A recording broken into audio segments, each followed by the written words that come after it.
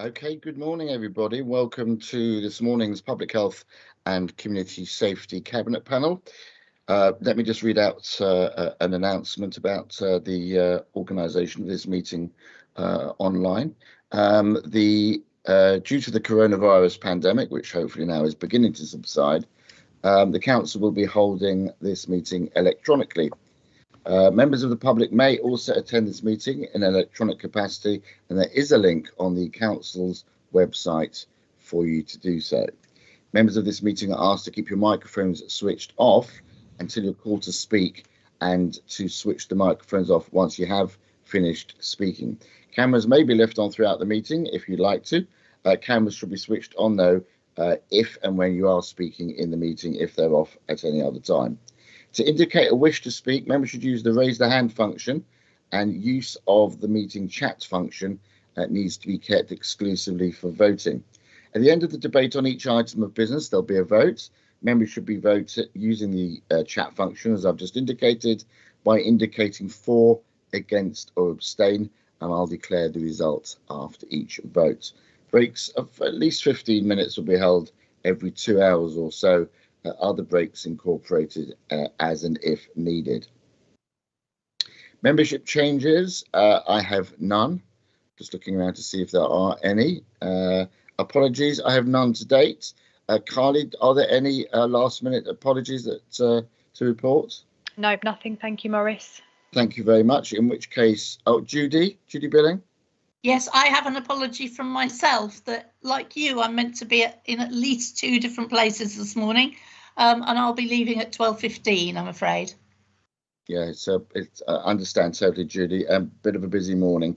Yeah. Just for the sake of those people who may be watching, I'll just go around and ask people to introduce themselves briefly.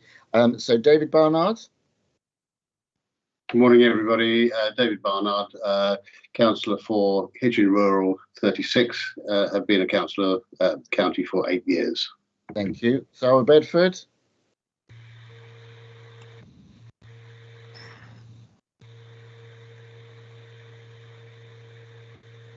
Judy Billing. Judy Billing, County Councillor for Hitchin North. John Hale. John Hale, County Councillor for Coney Heath and Marshalswick. Thank you. Fiona Hill. Good morning. Fiona Hill, County Councillor for Royston East and Ermine. Thank you, Fiona. Ronnie Hearn.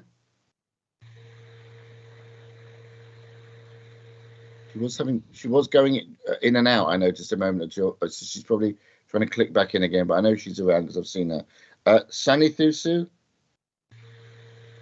Good morning, County Councillor for Halden's Welwyn Garden City. Thank you, Sani. Ron Tyndall. Good morning, County Councillor for Hemel Hempstead St Paul's. Fiona Thompson.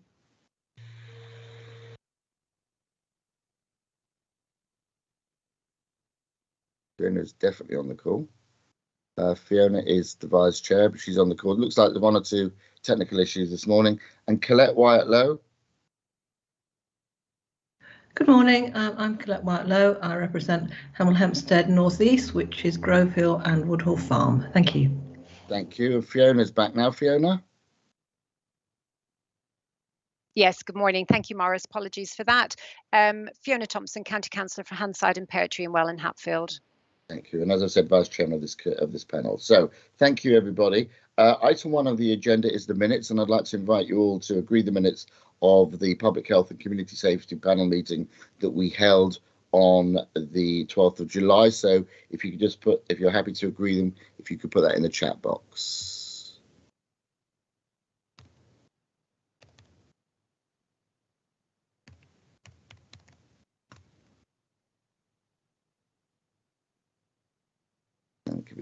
Just waiting for a few more agrees, and then Carly will let me know when we've reached the halfway mark or just over, hopefully.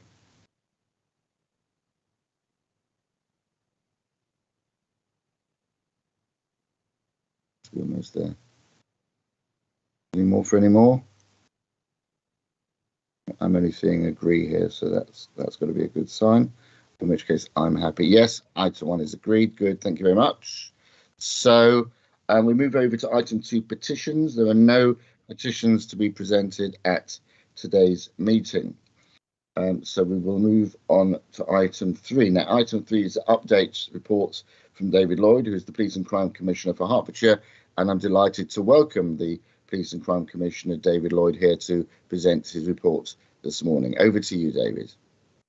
Thanks very much, Maurice, and I'm very pleased to be here. In fact, I thought we were going to be at County Hall, so I'm now actually sitting from Hertford Police Station doing a bit of Teams, having done, as you'll know, it's the Emergency Services Day today, so we've been doing a little bit of flag raising and generally thanking our emergency services, fire, police, ambulance and Coast Guard, although not Coast Guard too much in Hertfordshire, for the work they've been doing. So if I look a little bit out of place today, it's because I'm in an office I'm not used to. Can I start first of all with your last council meeting, because I think it's important that I set the record straight, because you know that I wasn't here in July, and Councillor Billing, I think, asked a question back at the July full council meeting, and I think it's right and proper that I respond to it, because as you'll know, she said, I was a bit shocked, I tell you, the other day that the Police and Crime Commissioner didn't think it apparently important enough to turn up for the one occasion of the year where he was due to present his annual report to our panel, Cabinet panel. I just wonder whether it could be made clear that, whatever you think about the role of the Police and Crime Commissioner, he's there as the democratic face and therefore should be speaking to the democratic body. And I was just wondering whether that could be made clear to him with a year's notice in case he might like to come and present his annual report next July. I never knew I was listened to. Good grief. You see, I can say she did say that. She didn't say it quite as in the terms of Frankie Howard. Shocked I was, Mrs. But she did actually say that, because I was there. You were there and you responded to that. I did. I think it's important that we sort of clear the air at this time of the year, because I was not shocked. I was disappointed in Judy's question, and I want to say that I was disappointed in that, because I think it shows a complete misunderstanding both of what I think is a good working relationship that we have with the panel, and a complete misunderstanding about where the democratic body is which holds me to account. So I come to this meeting and I'm invited, and I'm pleased to be invited, and I'm pleased to report to you on a frequent basis. I come to this meeting as a guest rather than as any democratic reason. It started, if you remember, way back in 2012, when we stopped being able to question the chair of the police authority or the vice chair of the police authority in full council, and decided that the place to do it would be at a cabinet panel where we'd be able to ask questions. And I'm happy to come along to that. But this is not the democratic place that I am held to account. I am held to account democratically by the Police and Crime Panel, and there are members of this panel who are also members of the Police and Crime Panel. Indeed, I think even Judy is an alternate member of that very Police and Crime Panel, and therefore I'm a little surprised that she has forgotten the fact that I present my annual report there, that I'm held to account there, and that this is just part of my courtesy in making sure that you are aware of what we're doing in policing. And we can also talk about other areas of collaboration, the most important of which, of course, being around fire. So I think it's important that I put the record straight, and I can see Judy will want to come back on it, and that I'm sure will be fine, and we can pick it up there. But I wanted to put it straight, and thank you for your kind words, Maurice, at full council. In fact, there was also, the reason I wasn't there was, as again Judy might remember, there was a change of meeting when we changed the what the meetings were. This was changed from the then Thursday to the Friday, and I did have another commitment that I couldn't get out of. So I was unable to attend, which is why my chief exec attended. But I thought it important we put that record straight. Is it worth just pausing, just to allow Judy, and then we can move on to the substantive? Yes. Judy, do you want to just come in at that stage so we can move on? Yeah, just very briefly. I'm disappointed to have disappointed David. It's never my intention to disappoint him. I don't think formal democratic structures are, however, the only way in which we do business and can expect to do business. So I do retain my right to think it better that if there is a Police and Crime Commissioner's annual report, that we hear it directly from him. I'm sorry if I sounded overzealous in the matter at full council, although as you were speaking, I was hearing, as Maurice clearly was, a bit of a carry-on film rather than actually the way I would have expressed it. But clearly that's open to interpretation. It was never my intention to cause offence, just a small bit of outrage, which I did feel at the time, and I still do, but that's fine. I'm sorry to have disappointed. And as I so often do. No, but you entertain an equal balance, and we were at a theatre that day, as you'll remember. David, I think that's as pretty close as you're going to get to an apology from Julie, and but so I think we should while we're doing well, we should move on. But I do appreciate. I think the comments are well made by both of you. So, David, if I can now ask you to thank you for that introduction. If I can now ask you to move on to the substantive part of your presentation, that'd be excellent. Indeed, of course, and I will read those minutes particularly carefully to see exactly where we're at. The first thing that's happened over the summer is I have appointed one of your own. Lewis Cocking is my deputy. That's shown in the report. I'm delighted to have Lewis working alongside me, and I think it will be really helpful, actually, in terms of what we were just talking about. I think someone who has such a link in both to the leadership of the districts and boroughs, and who is a serving county councillor, will only help make sure that we collaborate even better together. And I was delighted that his appointment was unanimously endorsed at the Police and Crime panel, as of course we would expect it to have been. And I think that that is something of note that we all look at. We are within my office working hard at the moment on the next police and crime plan, and as I always do, I will be putting it out for consultation.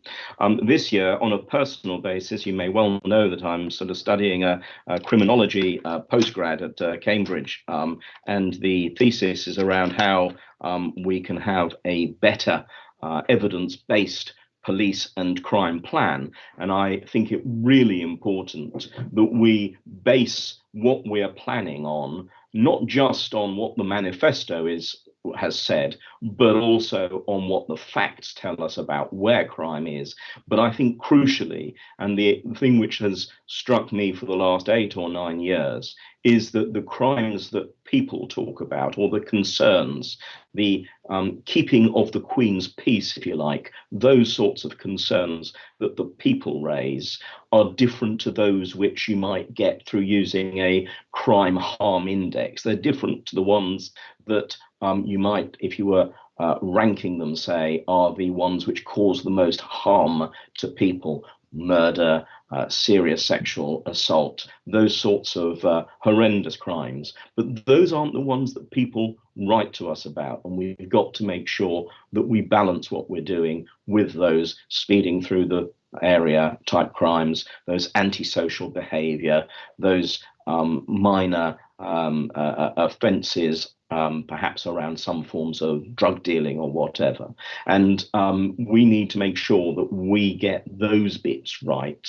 We need to make sure that we get what government is really focusing in on, making sure there are parts of the country now which can claim to be entirely county line free. Let's make sure that we're doing that sort of thing in Hertfordshire as well. And let's make sure that we're responding to what the public want us to do. And I think that is really important. And one of the things which has, as you'll have read, has been really important over the summer has been the rollout of the road safety vans. And you'll remember that these road safety vans aren't ones which actually give you a ticket. They're actually slightly better than that. They write to you and they say you were caught speeding you were observed going at more than the speed limit in the area, and remind people of what they've done wrong.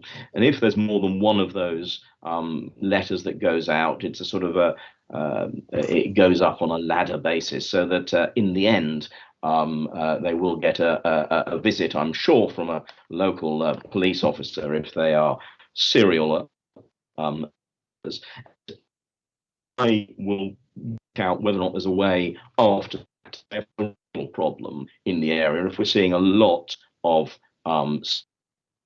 through the area, and that is a real danger. At that point, we can start to move on to put other methods in to ensure that people remain safe on the roads. And I think that there's been a lot of relief in some parts of the county that those vans are now coming out. And this is where we, as always, can be working closer together, because not only at the sort of how do you improve roads and how do you reduce speed limits if that is appropriate, but also even just getting the road safety vehicle out, and you've got the links on the report. If you email into the office, we will try to get vans out. I want to be able to have at least once a week a van in every part of the county or every district and borough of the council of the county, and I think that that is a realistic wish. And you know, there have been some areas that have had better coverage than others, as you've seen, and I think that's something which we will work together on. Sorry, my screen's gone down, so I'm trying to catch up on what else was in the report. So please forgive me just 2 ticks whilst I get that back up.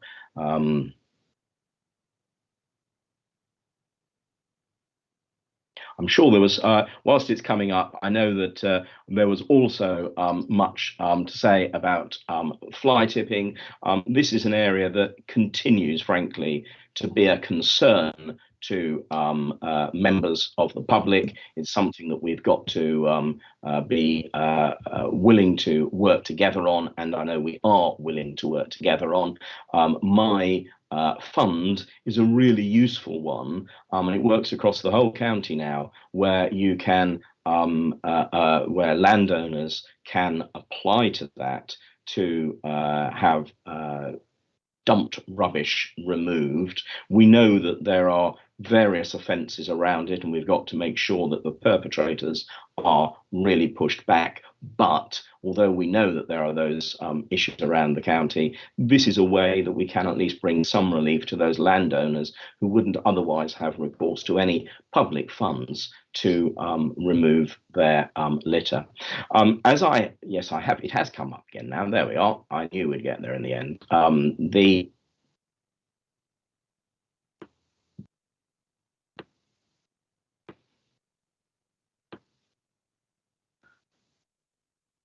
Sorry. I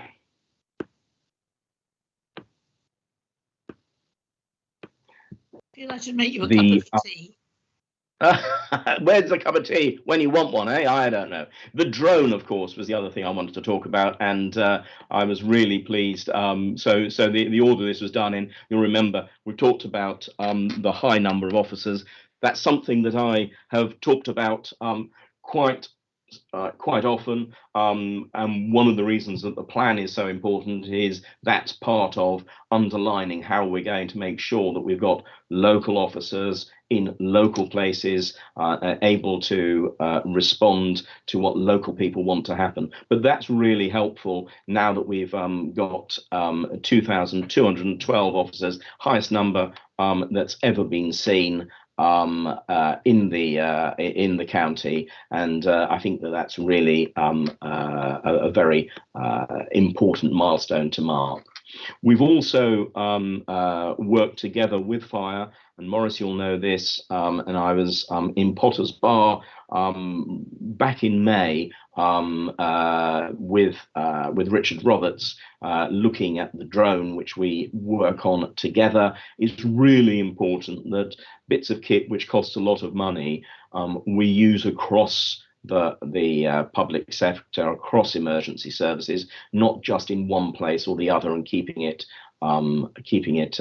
gathering dust. And this drone isn't gathering dust. I always think back to the lad who was found, who had who was autistic, who had a fascination with railways and went missing, and was found using this drone very close to the railway line. It could have had a tragic outcome, but it didn't, because we jointly do this operation. We jointly do work together.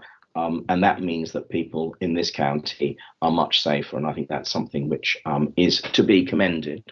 And then finally, there's a piece around the community safety and criminal justice fund, and you'll know, because I have given you plenty of warning around this, that I'm have moved more and more towards a commissioning based approach. I still use Herts Community Foundation to give grants, but I think that it's important that we use the funding that we've got in a very targeted way, and I'm doing that through commissioning as opposed to just grant giving. But I do still need support of you all in saying, have you looked at this organisation? They may well be able to help you in that area, so that potentially, if we're looking at who we're commissioning, we're thinking about various other people, because the danger in using the third sector is that some really good projects we don't know about, and some really good organisations could actually be stretched to work in other places. And I'm really think it's really important that we try and use as much of the third sector as possible. So that's me done. Happy as always to take questions, and I might even answer some of them. I'm sure you'll answer all of them, but whether or not you'll answer them with any correct detail, we will ascertain. David, always grateful for your presentations. I hope colleagues will keep questions focused and comments focused, because as you can see, we have rather a long agenda today. But I'll take the people in the order in which I saw them first of all. So I'm going to take John Hale first. Thank you, Maurice, and thank you, David. There's three questions I had on the report, or relating to the report. One is on the number of police officers, and we've discussed this before, and I am extremely pleased to see that we have the largest number of police officers ever. I know there was a lot of discussion several years ago on this aspect of the report, and it would really be, I think, I would find it useful if, when you report on the number of police officers, you made it clear whether you were talking about full-time equivalents or individuals. But I understand, I think both ways you have probably managed to beat the record, so that's only a minor request of mine. On the road safety camera vans, an observation, we had a very useful email around telling us how we could identify locations where we might, or rather notify locations we had identified. And I did put in a request for a location in St Albans, and I was advised that it wasn't possible for the van to be on that location because it was too close to one of the locations that's set up for the permanent road speed checks.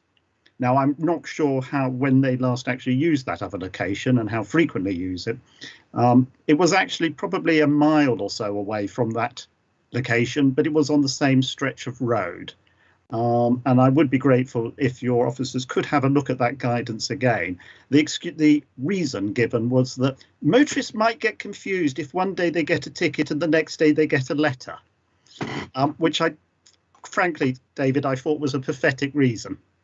Now, there might be a better legal reason. There might be some law that says, you can't do this within X meters of a sign that says there are road speed checks, but I was a little bit disappointed with that response. And finally, what you didn't have in your report was the road safety fund. I think there was a round opened earlier in the year I know Coney Heath Parish Council applied for it. I have looked on the website. There doesn't seem to be any indication as to when that fund will be announced as to what they've got. Now, they may already have advised the parish council. There's always a possibility of a time delay between that or them not notifying me. But the website doesn't seem to have been updated for a few months. I don't know. I'm not necessarily expecting you to know off the top of your head if the Road Safety Fund allocations for the last opening have been resolved yet, but it does seem to have kind of slipped off the radar again. Okay, thank you for that, John. David? Thanks, John. Yes, note what you say on police officers. As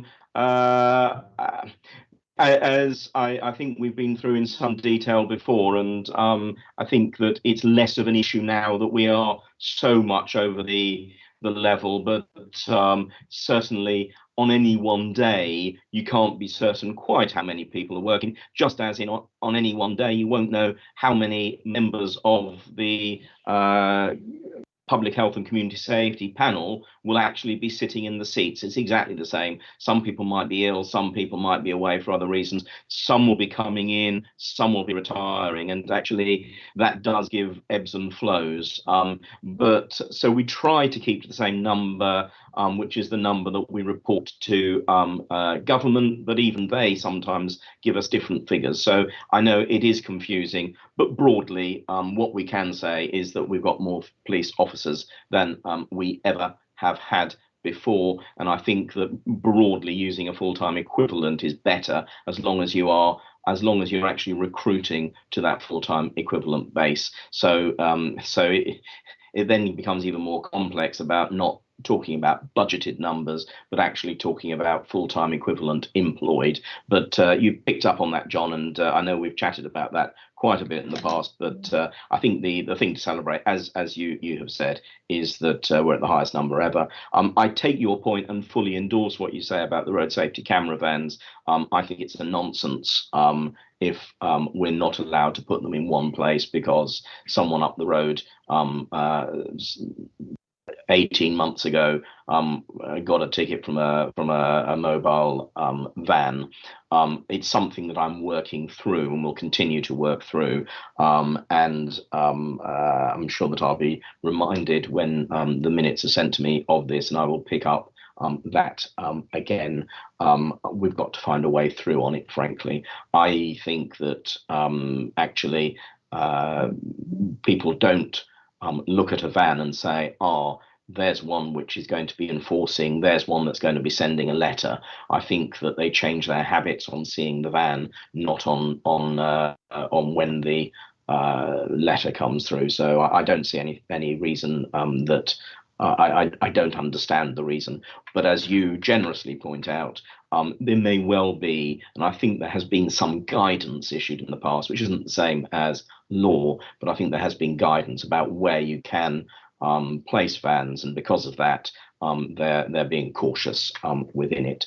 And in terms of the Road Safety Fund, I funded Hertford Heath, I seem to recall, at the last decision-making meeting that I attended. So it's still working through the system, I imagine, but I can't give you a better outcome than that. But once the decision has been made, I am certain that at least Coney Heath Parish Council will be first to hear. Thank you very much. Thank you. I've got Fiona Hill next, and then David Barnard. Thank you, Chairman. Morning, David. Just to say I'm delighted to actually see the community safety vans around. I think that they'll be a really good addition to the works going on regarding speeding, particularly in the rural areas. But my question actually relates to how you feel the No More project is progressing. I see that you've put some money into that. Yeah, I mean, the No More project is one of the ones that I'm really, I think is so important, and started really within Stevenage around domestic abuse and domestic violence, and has been run out. No More, though, have also taken over the work that St Giles's Trust were doing around gang membership in those areas. Again, an area which is so important to us, and they really proved their worth in Stevenage and North Herts. Actually, that's where they sort of started, and now it's flowing out. They've got a far better management system in place than St Giles's Trust, who were great people but weren't really great at managing funds. And so I'm really pleased that that no more have taken over. Thank you, David Barnard. Thank you. Yeah, morning, David. Basically, road safety vans, it says that they're going to be increasing from 2 to 4. I believe you had a couple on lease. Are they on the road yet? Are we up to 4? Question 1 there. You mentioned that your aspiration is to visit each area at least once a week. Is that each district of Hertfordshire? I mean, for instance, I've got about 8 or 9 villages, medium size, and each one of them are crawling all over me to do something about speeds and road safety and so on. I've given them all forms. I printed out myself from you to fill in and send out. I wonder what sort of regularity or what sort of attendance there could be there. And in the event that they're going along to villages and so on and so forth, could there be some sort of permanent signage, like a camera on a post, such as we see where there are other cameras there? Fly tipping, can we not increase the penalties? It's still cheaper to fly tip and get fined than it is to actually buy a skip. So I think we ought to be doing something maybe about that. You've got an increase in rural officers and so on and so forth, but they're not seen very often. And in particular, every parish council that I go to, it's police report, none received, and we don't get the attendance. You know, a PCSO or somebody presenting a report would be very, very good. And I wonder if there is any way that we can encourage our rural officers to attend the parish council meetings and give us a little bit of a report of what's going on. PCSOs, very good. The trouble is the public now know that there is they have no teeth, if you like. A traffic warden can give out fines and so on and so forth. The PCSO can't. You know, for minor offences and so on and so forth, why can't they issue tickets? Wouldn't that be a good idea? Don't give them too much power. I'm not advocating they become junior policemen, but PCSOs with a little bit more power would carry a lot more weight in the community. That's basically it. You sure, David? You've not got anything else there? No, thank you. Okay, no, just checking. Can I just say that as someone who introduced first PCSOs in Hertfordshire 20 years ago now, I know I don't look old enough. One of the things that we were very keen on at the time, and I've yet to be proved wrong, is that they carried with them the support of the local people. And that's because they became, if you like, bobbies on the beat. They became people who were seen out there as there had been a change in the way that the police were carrying out their business. And one of the reasons why they were and are still so liked is because they do not have too many powers when it comes to giving out fines. It's a very quick way of turning off residents when you effectively say out of your council tax, we're going to be hiring extra people in to come and fine you for minor offences.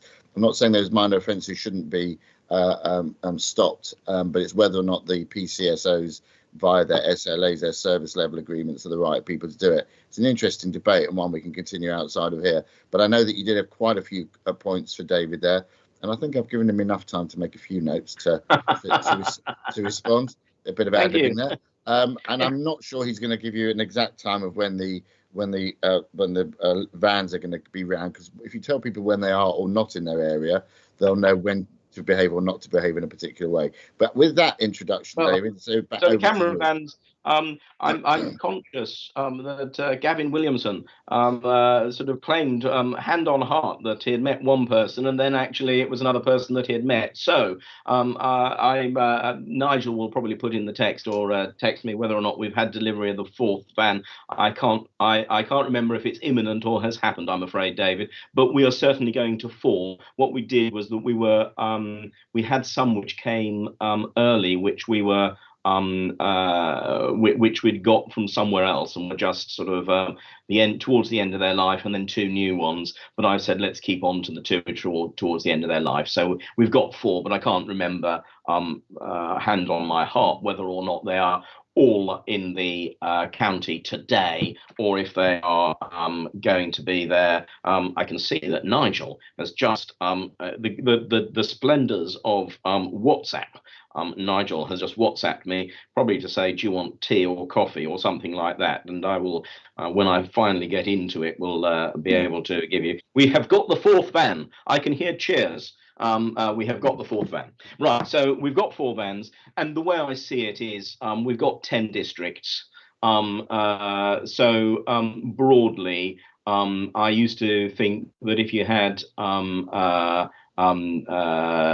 2 vans, you'd be able to get there once a week. Now, you're not going to get there twice a week necessarily in every single district, but that's the sort of basis. We've got 4 vans, we've got 10 districts, and it's my wish that we use them as much as we can, and that we try and spread it as much as possible through the districts. You'll see that some are much better at asking, or at least receiving visits, than others. And so, go back yourselves and start saying, are there places that we want to visit? Clearly, it's an operational decision about where it sits. If it's a windy road and there's nowhere to put a van safe, you're not going to get it parked up there. But if it's a straight road, the sort which people are more likely to be using excessive speed, and it's got spaces that you can park up, then it is more likely to be there. But broadly, I'm just trying to do this so that people know that they have got camera vans out there.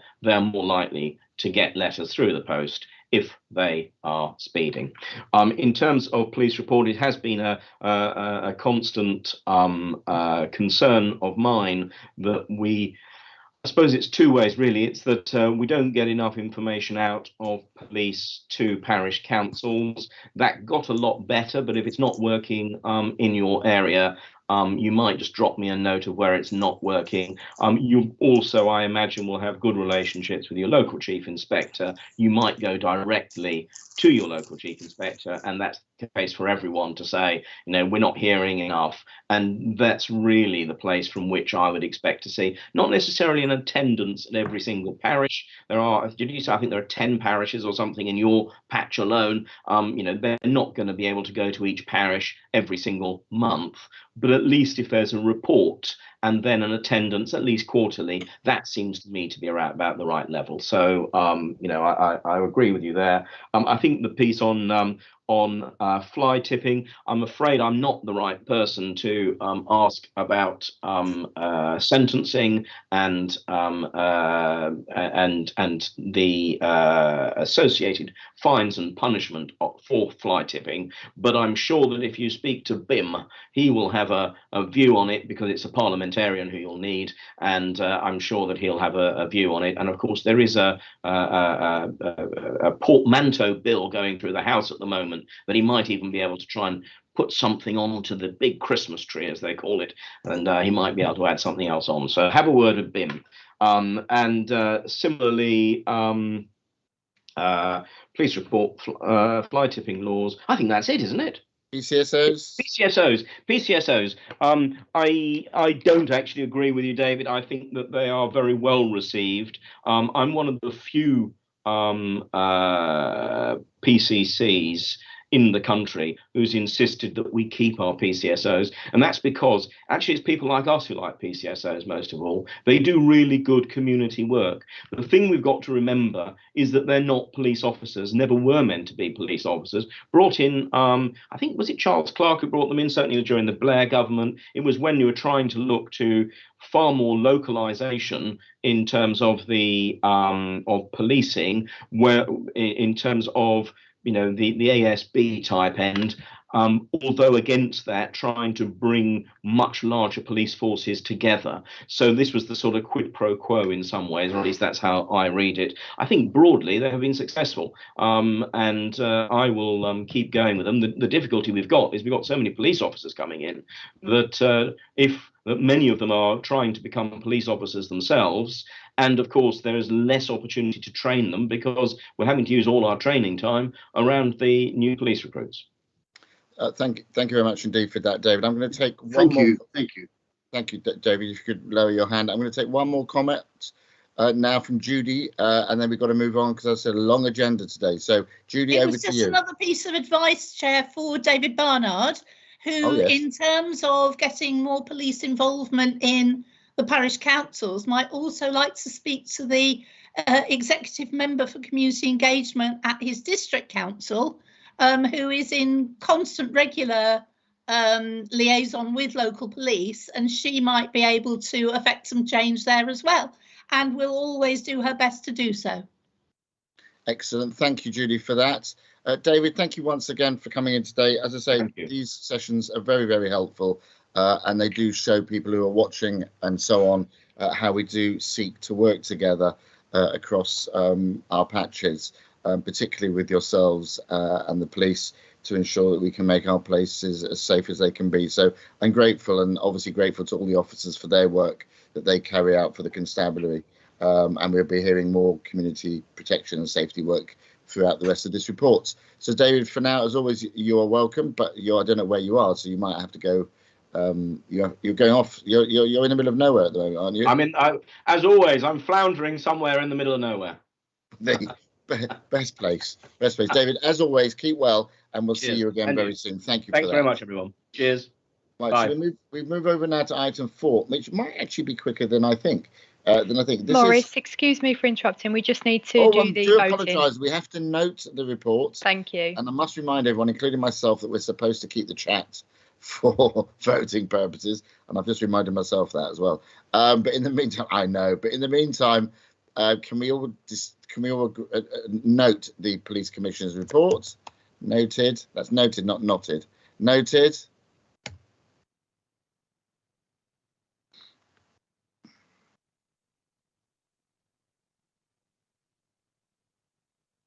Thank you, Judy. Thank you. Item 3 has been duly noted. And we move over then to item 4, Police and Crime Panel update from the Council's representative, who's Fiona Thompson, and she is the HCC representative on the Police Crime Panel. Is this a long report, Fiona? She's left. Oh, well, that was offensive. I must have upset her. No, it's not a long report. That's the point of it. Okay, I think she's pushed the wrong button. Have we not all done that? So what we'll do is we'll just sort of ad lib. I think it's I don't think they've actually met since our last meeting, so I was hoping it was going to be quite a short report. I haven't. So, and I think that's what it is. Fiona, did I offend you? No, apologies. Thank you. That was nothing personal, Maurice, and apologies. I'm having IT issues this morning. It will be an incredibly quick update. So the next Police and Crime Panel meeting is due to meet on the 24th of September. So we've not actually had a meeting since June. So in fact, there is nothing to report and to update. Members will note in the agenda there is a link to all the Police and Crime Panel meetings if they wish to peruse those at their leisure. Minutes will be forthcoming and they will be circulated to the committee, and then I will be happy to update following the next panel meeting. Thank you, Maurice. Thank you very much, Fiona. So there were no recommendations there, and there's nothing actually to note other than there has not been a panel report yet, but there is due one later this month, which will come to the next meeting. So we'll leave that matter in abeyance, as it were. Thank you for that. Judy, can I ask you to drop your hand unless you wanted to speak? Thank you. And then we're going to move over then to item 5, the Community Protection Annual Performance Report. And this is with John Balter, who's the head of business development, governance and finance. Good morning, John. Over to you. Good morning, Maurice. Good morning, all. So, yeah, just a few words to introduce the report from me. Obviously, performance is one of constant interest by the senior leadership team. It's formally monitored across the directorate on a quarterly basis across a wide range of indicators. The annual report, however, provides an occasion for us to share with a wider audience a consolidated look back at performance over the last year, across those various indicators. The report is also interspersed with a series of case studies and features designed to evidence the breadth of activity that's going on across the Community Protection Directorate. Not surprisingly, the widespread impact of COVID, of course, is played out in some of those performance figures, most obviously in our fire prevention and fire protection activity, but you're also seeing it, for example, in other aspects of life, such as the number of road traffic collisions to which the fire service responded. The accompanying report also points to a particularly pleasing area of performance around sickness absence, obviously in a year with intense interest around ill health, and reflects the considerable effort and attention that's gone on to support our managers in helping them to manage sickness absence across the directorate.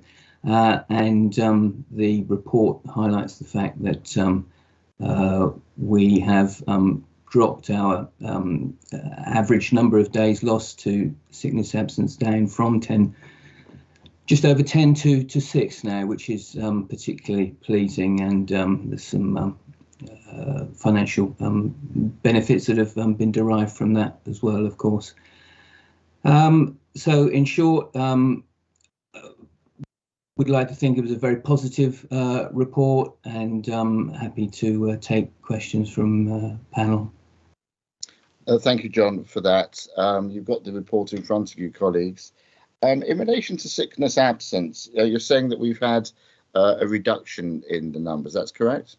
That's right, yeah. It does occur to me a couple of things. I mean, there will be those people who will say, well, we would expect there to be a drop in the numbers because of the amount of lockdown that there was during the past year or so. I think that we need to be more, we need to drill down more into those numbers, because, of course, in the community safety area, there's less likely to have been people staying at home than there are in other areas of working life.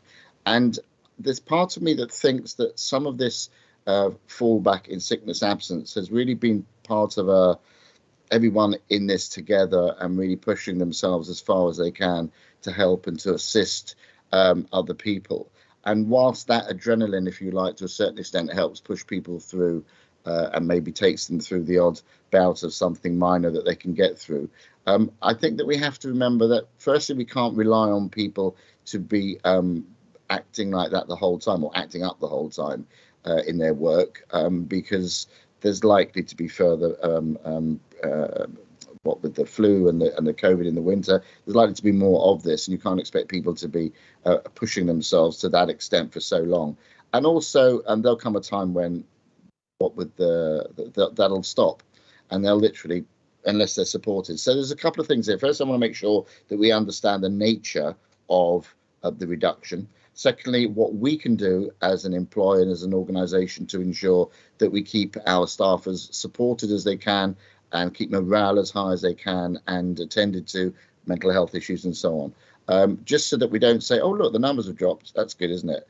Because I think there's more to it. And I think staff have been doing their best. We must do our best to ensure that they're looked after in the times ahead. So that's just a general view, John. Any thoughts on that? No, I'd concur with that, Maurice, and we really recognise the importance of sustained support, and not just in this 1 year. I think my own sense is that our work to support managers has gone on for 2 or 3 years, so we're seeing a cumulative impact of support from managers. But I think, as we may well touch on in the next report, you'll see some signs of the hard work that has gone on around mental health and helping to support staff from across the organisation, but most obviously with our firefighters who are on occasion exposed to very traumatic experiences, and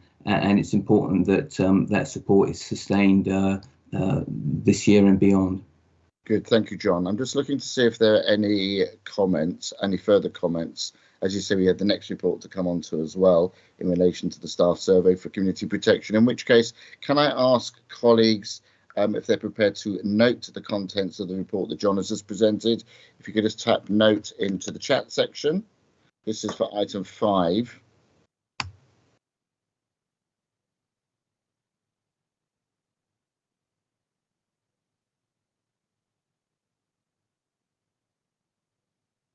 Thank you. Keep going. Excellent. Thank you. Let's wait for Carly to give me the official nod. Pretty sure we've gone halfway now. Any more, please? Yes. Thank you, Carly. Item 5 report's been noted. John, thank you very much indeed for that. So I'm going to ask you to stay in position, because I'm going to ask you now to present item 6, which is the Community Protection Staff Survey for 2021. So back to you, John. Yeah, thank you, Maurice. So I'm delighted to be able to share this report with panel today. The County Council undertook a whole organisation staff survey back in 2018, and this last year SMB decided not to repeat that. I think it was probably part of the original plan, but that may well have been a casualty of the COVID limitations. However, within our own directorate, we were particularly keen to follow up on the survey conducted in 2018, if nothing else, because we expect a visit fairly shortly from Her Majesty's Inspectorate of Police and of Constabularies and Fire and Rescue Service, and we wanted to be able to tell as best we could a positive story about taking feedback from staff and actually doing our best to address any particular areas of concerns or issues.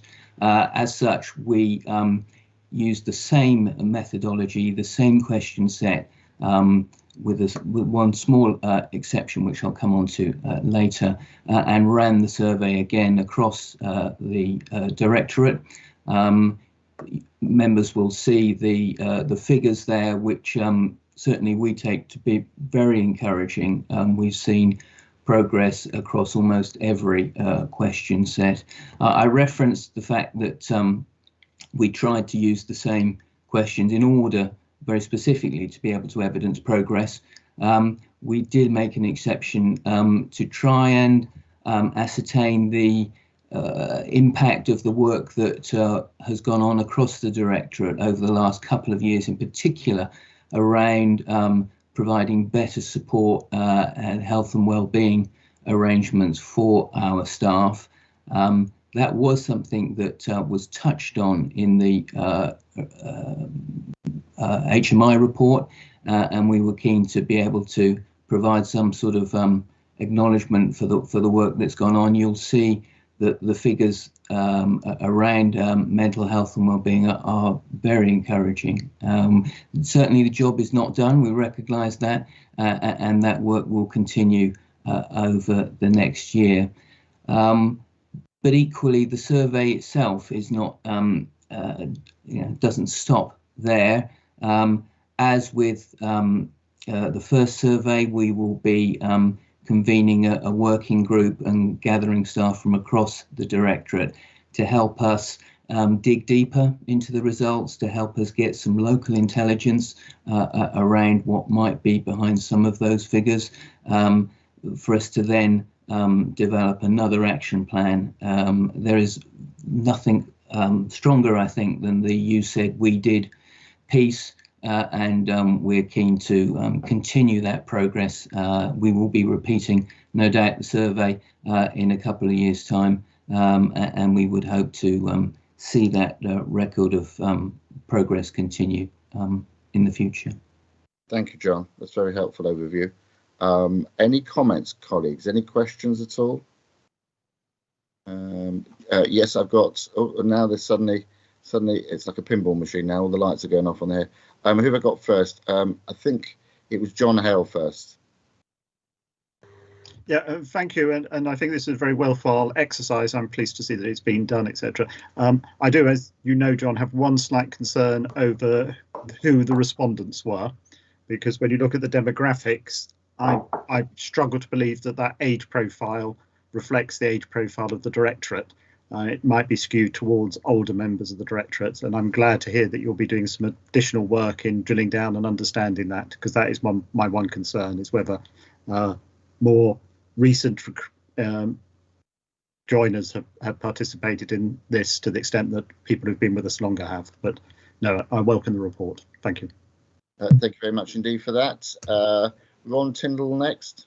Thanks, Chair. Yeah, I just wonder, I'm looking at page 70 and paragraph 2.7 and the little bit of discussion about the bullying and harassment and bullying.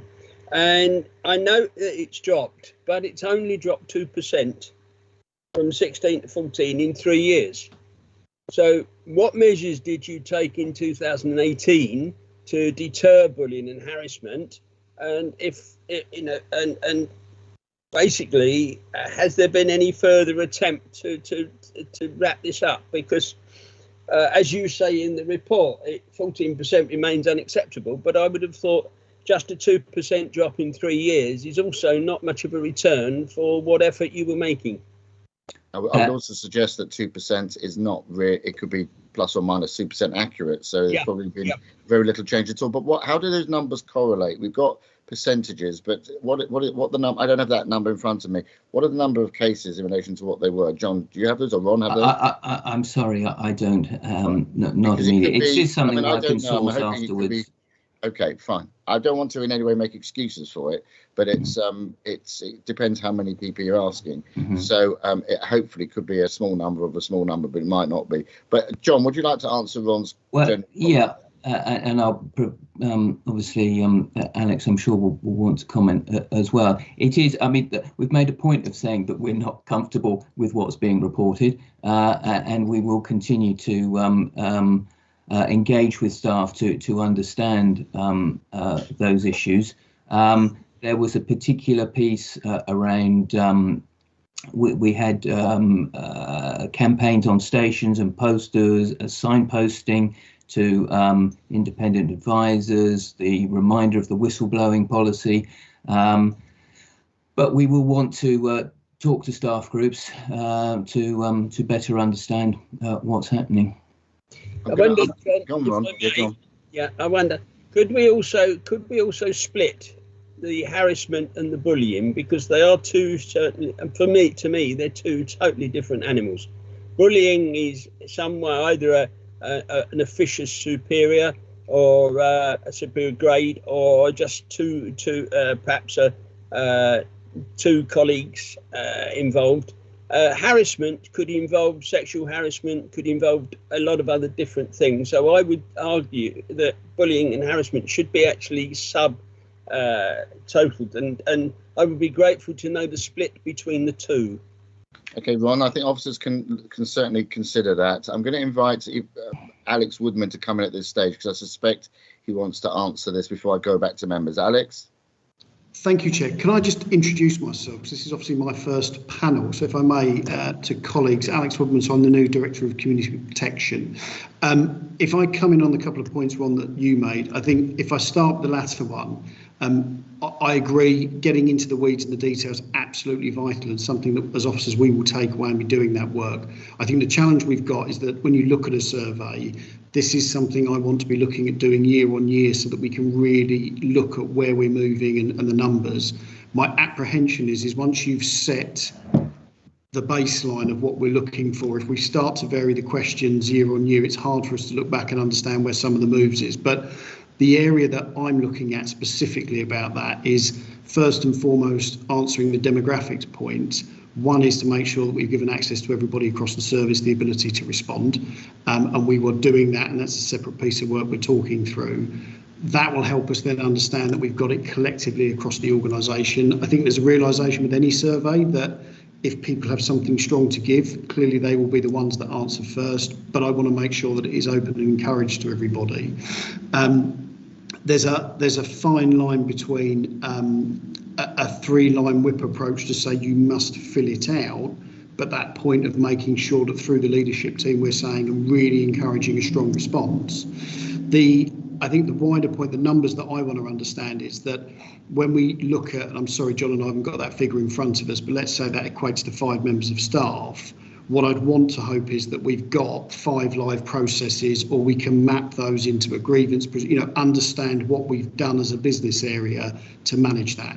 If that data tells me that actually we've had no formal processes last year, but people feel that way, I'm even further concerned about that people haven't felt the confidence to come forward. So that was a long-winded way of saying it's absolutely one that's live to me. We're looking at. I'm 3 weeks in, so it's one of the ones that we're close to. So I haven't got more detailed answers for you, but that's something that we're going to be closely working through as a leadership team, that we bring those numbers to life. Thanks very much. Thank you, Chair. Thank you, Ron. Thanks, Alex. I mean, a great appointment. Welcome to Hertfordshire officially now, I suppose, via this panel. A great appointment. I would say that. I was on the appointment panel, and so was Judy Billing. In a year's time, we might say, oh, who was on the appointment panel? No, Alex, really very, very welcome. And I'm with you on this. I think if you only get, say, 35% of the people filling in a form, there will be those who will say that the people who fill it in, or generally, might be the ones who've got a complaint to make. The people who are generally satisfied don't tend to do that. And I think that we need to try and ensure that we get more involvement, because that could be skewing figures as well. Still got to sort out any issues where there are any, but I think the more involvement we can get, the better. And I think if people know that we're going to be listening to them, I think they might want to take part more as well, and I'm sure you'll make sure they know that we're listening to them. I think there was a couple more comments. Fiona was next. Thank you, and I've managed to unmute without being booted out of the meeting, so that's a bonus. Thank you very much, John. My question sort of follows on from what Maurice was saying, and that is regarding the response rate, which is slightly disappointing, although I understand the reasons behind why that may be with COVID over the last year. I suppose moving forward, how will you be looking to increase the take up? I'm looking at in Hatfield, my patch, 21%, which is lower than obviously you would hope to have had. Accepting that there is a fine balance between targeting people who then may be even more reluctant to give feedback, but yet encouraging more of the staff to feedback, so you have really meaningful data. Yeah, well, thank you, Fiona. And yes, we will of course be wanting to engage with representative groups. That will also go for the management chain as well, because actually they play a part in cascading and encouraging. To say there were some particular circumstantial stuff around this year, and I think it was particularly reflected with our on-call staff, where there was much more effort, where there was much more activity going on station with tablets and such like to try and capture that data. We weren't able to do that because of the restrictions. I personally, were we to be running this in a year's time, I myself, outside of the COVID piece, would be confident that we would be at least back to where we were last time around. But you're absolutely right, that engagement with staff and the conversation which will now commence to help us better understand why in some instances, if there has been any sort of reluctance to contribute, we need to get underneath the bonnet and understand that. Thank you, John. Thank you very much, colleagues. Any other further comments? I think we've taken them all, in which case can I ask if everyone can agree to note the results of the Community Protection Survey 2021. If you can add your noted into the chat if you're happy to do so.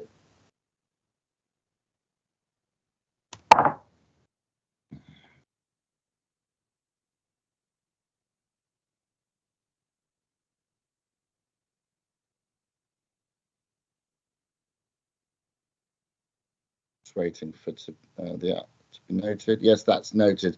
Colleagues, we've done four fairly chunky items. We've got 4 fairly chunky items left. Can I therefore suggest we just have a 5-minute comfort break at this time, and then we can swiftly continue with the order of the business. So I'm not sure if we continue to be broadcast, so please be careful what you say or do if your microphone and camera is on. And I will see you all back in 5 minutes' time. Thank you.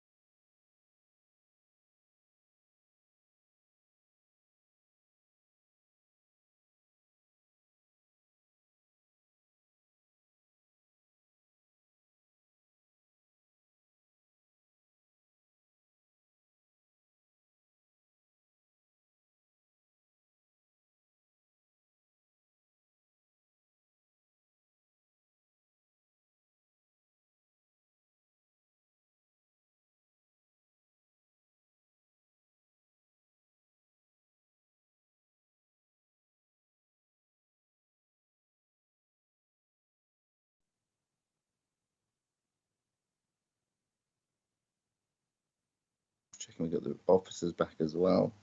Is Simon on the call? Yeah, good.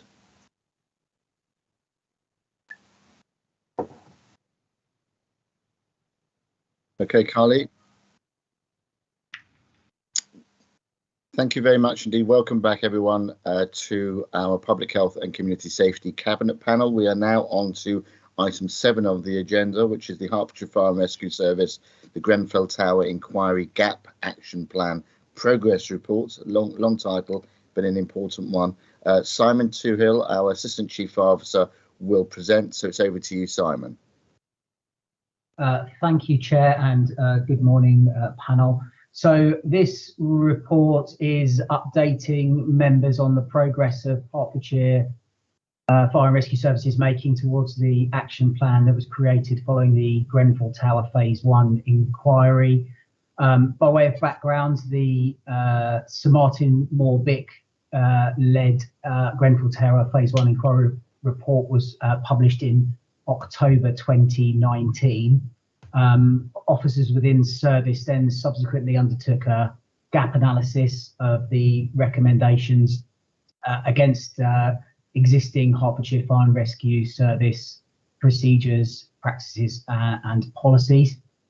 That gap analysis identified that of the 43 recommendations in the Moore-Bick inquiry, 15 related specifically to actions for either the government or owners of or managers of high-rise buildings, and so did not require any action by fire and rescue. To address the other 28 recommendations where the service was not fully compliant, we created an action plan that contains eventually 47 target actions for completion. So as the report indicates, 32 have now been completed with a further 15 in progress, a completion rate of 68%. Officers are satisfied that completion of the remaining actions, as they're detailed in the report, continue to be satisfactory, with some areas that are outside the direct control of Hertfordshire Fire and Rescue Service. So as an example, smoke hoods, that's in paragraph 2.3. These are in effect large bags with filters and vision panels that we can put on members of the public that allow our firefighters to evacuate people through smoke-filled environments. As a result of the Moore-Bick inquiry, the demand on the supplier to deliver these to the UK Fire and Rescue Service has been unprecedented. So it's we're ready to go once they arrive. We're just waiting for a delivery of them. So it's an example of where it's outside of our control. I thought it might be useful to update the panel on a few of the areas where we have made progress and some of the excellent work that's already taken place. So in terms of equipment, we've purchased smoke curtains that are now on every frontline fire engine in Hertfordshire. These allow our firefighters to protect stairwells and corridors from smoke egress, but they still allow the firefighters to tackle the fire. In effect, it's a smoke blanket that's adjustable that we can put in doorways that prevents smoke travelling along corridors. The Phase 1 inquiry report contains several recommendations around how staff in fire control could be made more aware of actual conditions at the incident. So as a result of that, at this type of incident, we would now mobilise a senior officer into fire control and another to the incident ground, who would then act as a single point of contact with each other. They can then share information between fire control to the incident, such as that, if there are a number of callers indicating they are trapped. And then importantly, the officer at scene can relay information back to fire control in terms of the situation that the firefighters on the ground are facing, and then perhaps if we need to change the evacuation strategy should the conditions dictate it. Additionally, another way of shared situational awareness, and David Lloyd mentioned earlier on around the shared drone asset, the excellent thing with our new shared drone asset is that it can live stream images direct to both fire control and force control room. And so that enables those control operators who are answering the 999 calls to be able to see what's going on on the ground and so they can make much more informed decisions when they're talking to members of the public. We've also got we've set up dedicated radio communications channels between the control rooms of both Hertfordshire Police and the fire controls in the other fire services in the Eastern region, because as you can imagine, an incident of this type would result in potentially hundreds of 999 calls, which will then automatically get diverted to neighbouring control rooms. By having a dedicated broadcast channel, we can let those fire controls and police control know of the incident that we're facing, or vice versa if we're picking up calls for them.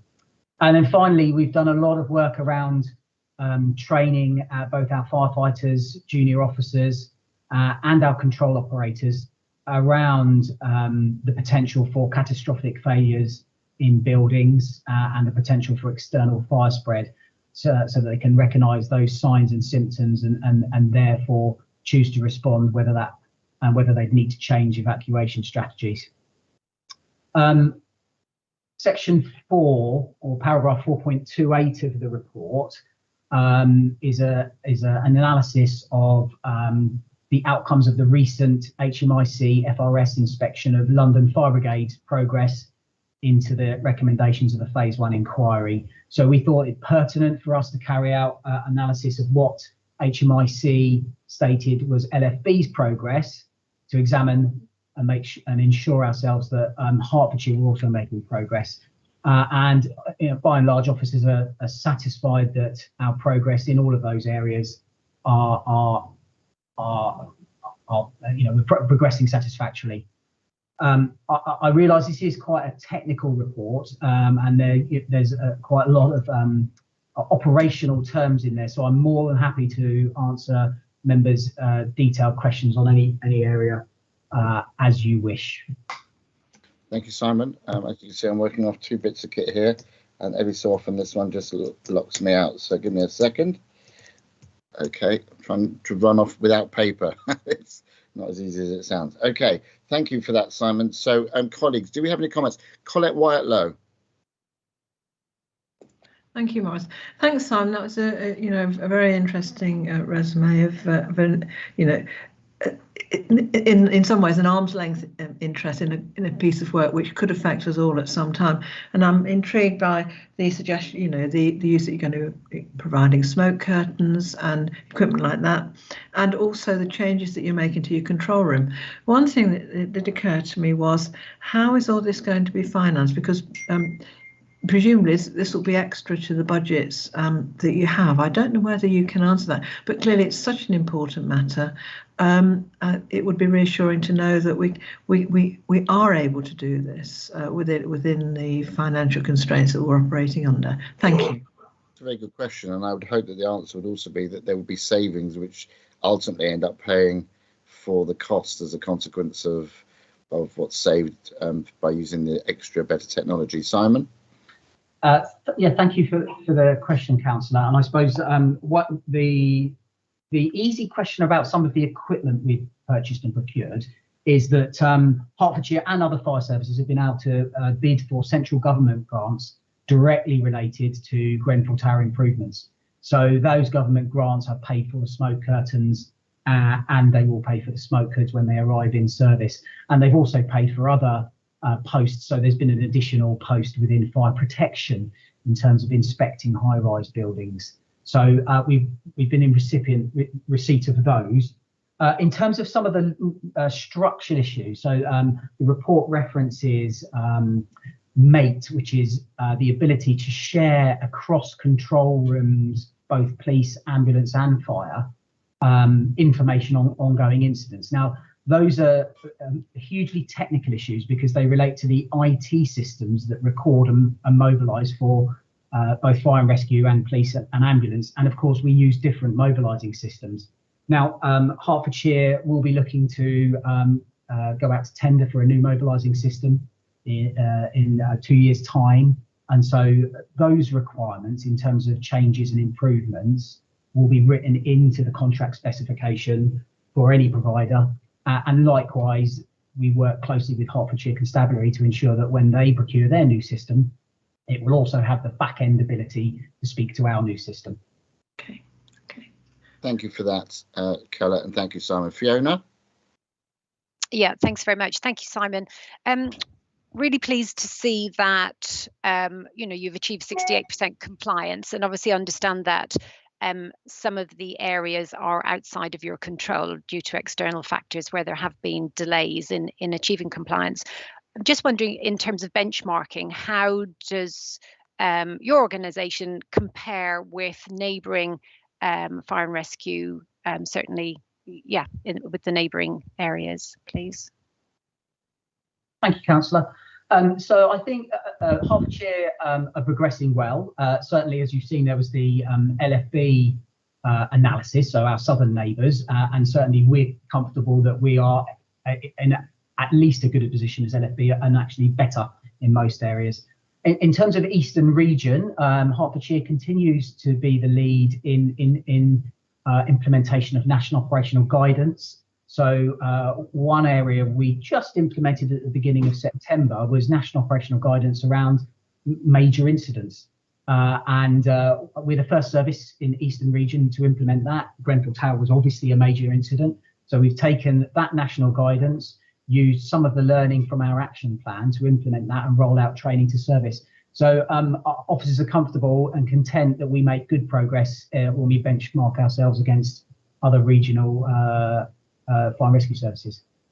Thank you. I mean, that's as a resident of Hertfordshire, that's very reassuring, and hopefully will be to our residents, because I think we're all very conscious of the impact, obviously, of fire and the devastation it can have. So knowing that we have a good service across the county is really important. So thank you to everybody who is involved in keeping us safe.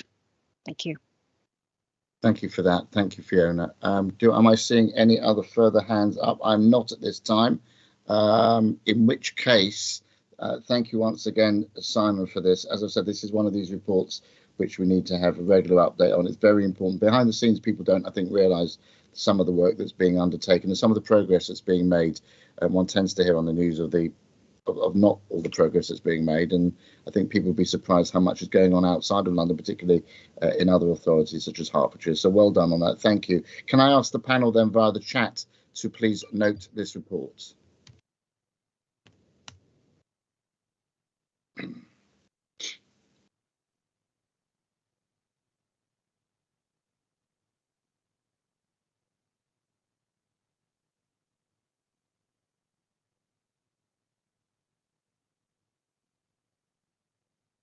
Thank you. Item 7 has been noted. Thank you, Simon. We're now going to move over to the Hertfordshire fraud strategy with Russell Reader. How do we know it's you, Russell?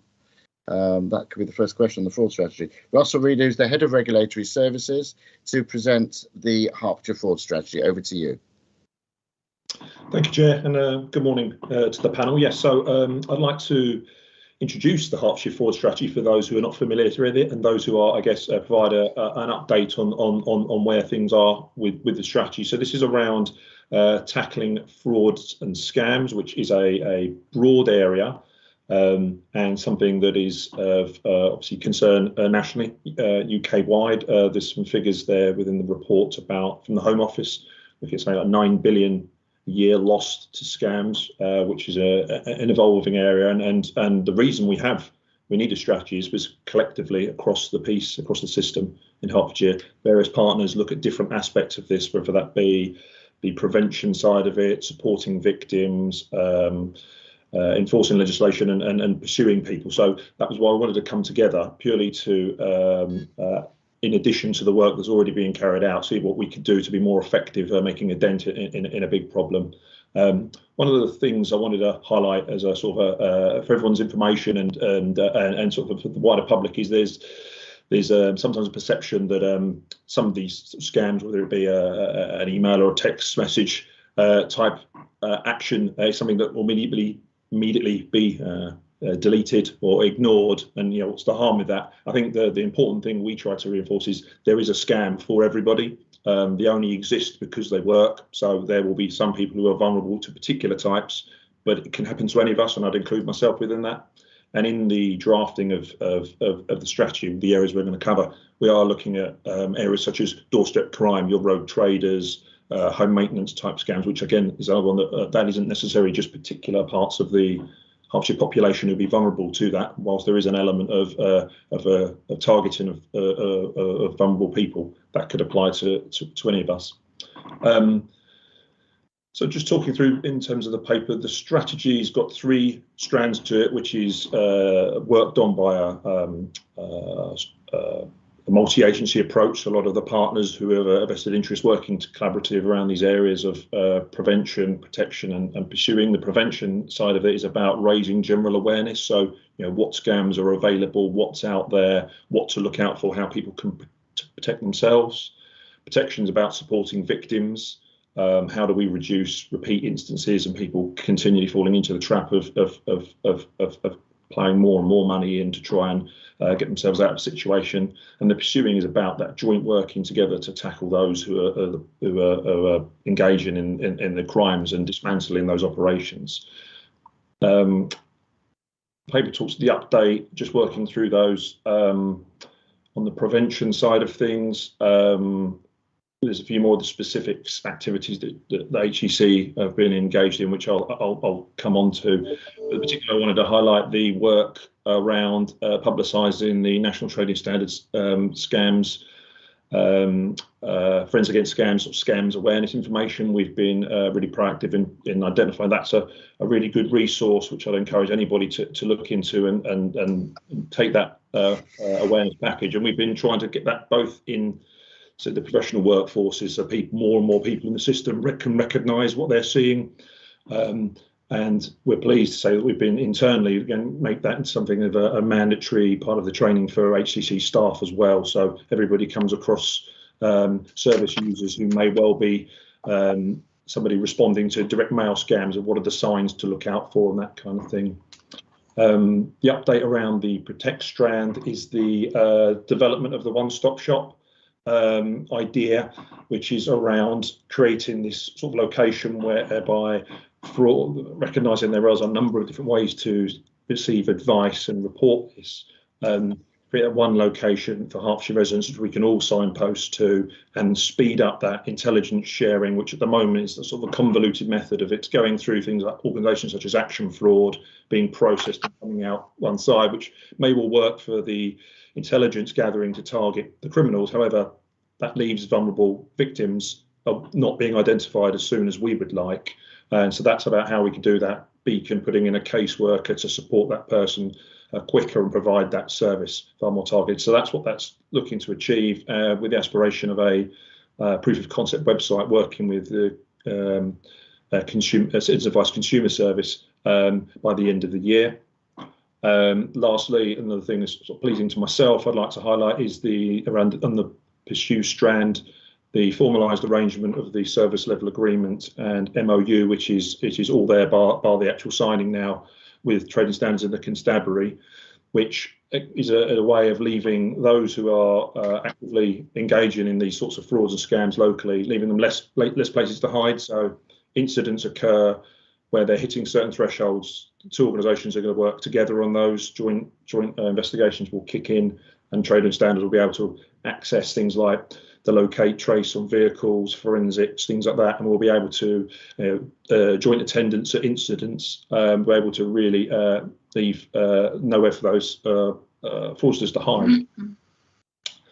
I just wanted to finish off by touching on a couple of the specific activities HCC had been involved in via Trading Standards. Based on last year, we prevented over 1.3 million being handed over to fraudsters in Hertfordshire through our direct interventions and our prevention activities, which is really pleasing against the backdrop of other challenges that are going on in the world. And I hope that can reassure the panel that sort of Trading Standards commitment to the priority of this area, protecting our vulnerable residents via the various means we've got, is still there, and that is an increase on the year prior. I do recognise, of course, though, with statistics, whether that's more instances or better effectiveness, I don't propose to sort of outline that's entirely due to that. Comes with the health warning of this being an area that is hugely underreported across the country. The paper references the 5%. Only 5% of these instances are being reported for various reasons. But I'm very pleased with the officers' effort and contribution in doing that and showing that residents, where this can happen, make a rapid response or effectively kick in, and trading standards will be there to assist. Yeah, the paper highlights the Scams Awareness Fortnight, the actions we get on public transport. That's how we will raise awareness, and we took part of that recently, and we managed to maximise some TV and radio opportunities to try and get that word out there. I did want to highlight that whilst the pandemic was able to slow the flow of doorstep criminals who were perhaps unable to migrate around the country to target our residents, through the inability of actually being able to move around. Of course, when now things have opened up again, we had June and July 17 incidents of doorstep crime being reported to us, which we're able to respond to and prevent sort of 78,000 being handed over. But that's a sign that this isn't going away, and it's something that those tools, which we'll be able to get through from the joint work with the police, will help us to track these people down and put them before the courts. It's odious crime targeting our residents. And the last one I just wanted to highlight was around the call blocking technology. This is something we have for the most vulnerable residents, particularly those who are targeted by telephone scams. I've had personal experience in my operational days of just how cruel this can be when you see every surface in a house littered with spent cheque stubs, where people believe that for various reasons they perhaps are totally cannot move away from responding to these sorts of crimes. So that call blocking technology, which we've now got 66 live in the homes of residents, will stop anything other than just those calls, specific phone numbers getting through, which can every day prevents crime happening and more money being taken away from vulnerable people. So, Chair, that was my update, and I'm happy to take any questions. I've got a quick question before I open it up.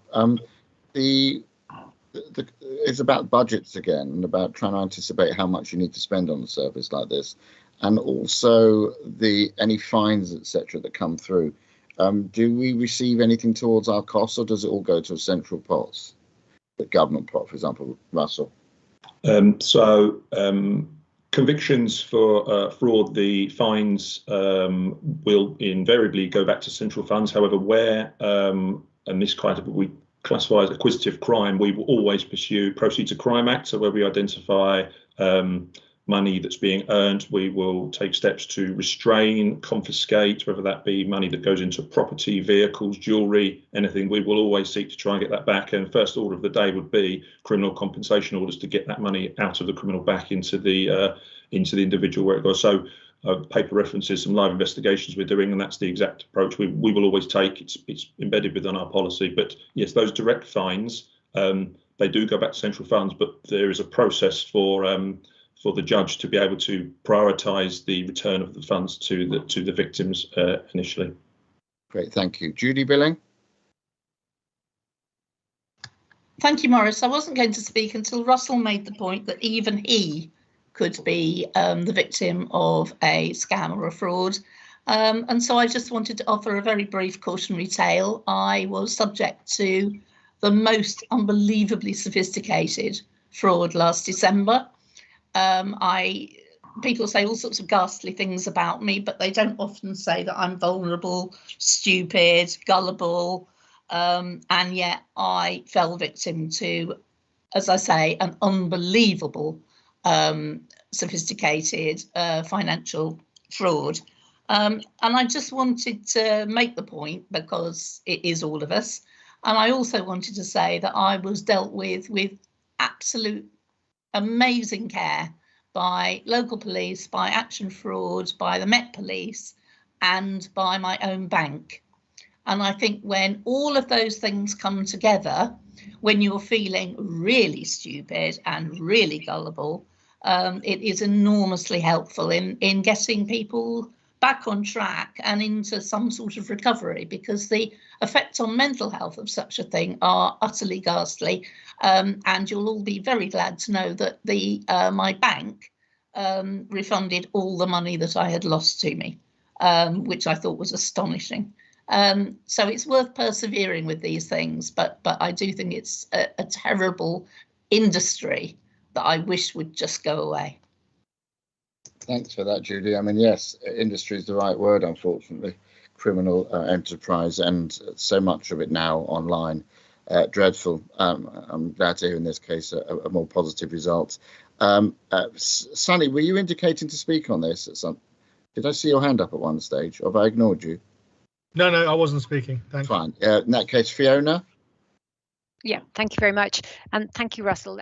Really important strategy. And I was quite shocked. I don't know if other members were, but quite shocked by the figure of £78,000 just for the months of June and July. And, like Judy, yeah, I mean, I've almost been scammed and luckily at the last minute realised. And I'm sure we've all been receiving the text messages, etc., etc. Just by way of feedback, I have tried to report some of those numbers, and I think that's held nationally, but I didn't find the process terribly easy. I must confess, I had to persevere in order to do it, and I imagine many others would just give up and not bother, and that's a great shame if the data can be used, to prevent further scams.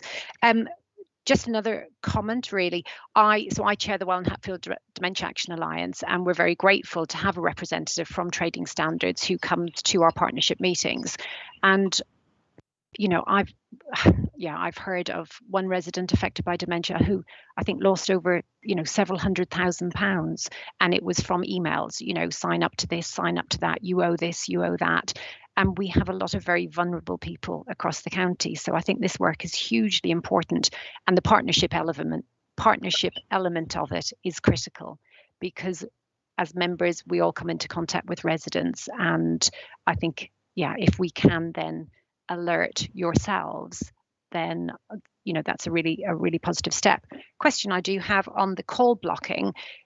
Do you have resource to provide additional call blockers if the demand is there? In short, yes. Okay. The technology itself is not prohibitively expensive in this scenario, so we have a resource of we can see is available. In the past, we've also sought external funding to help with that too. Of course, these are it's a case-by-case basis. We try to. They are commercially available as well, so where perhaps we have a referral from a family, they will, and we will talk to them about the advice and the packages and the available, whether it's something like a third sector befriending service, or whether it's the phone calls in particular. That might be something they acquire themselves, or perhaps we can offer it.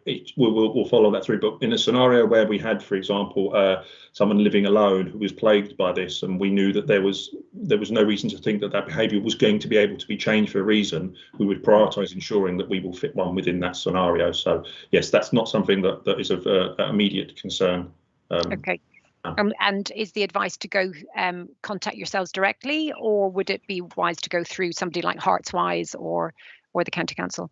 I think it very much depends on the scenario. So in a scenario where someone is comfortable and they just want to report something, we still advocate, and I accept what you're saying about the complexities reporting to action fraud, and that's, I think, at the heart of some of this work we're trying to do to make it simpler. In a scenario where someone's looking for that consumer advice, this first port of call is Citizens Advice Consumer Service. Where it's something around support for the individual, I think that's still dependent on what it is. But to be frank, in this sphere, if someone even just remembers the name Trading Standards, we'll take that call and we'll make sure they get to the right location. Okay, thank you very much, Russell.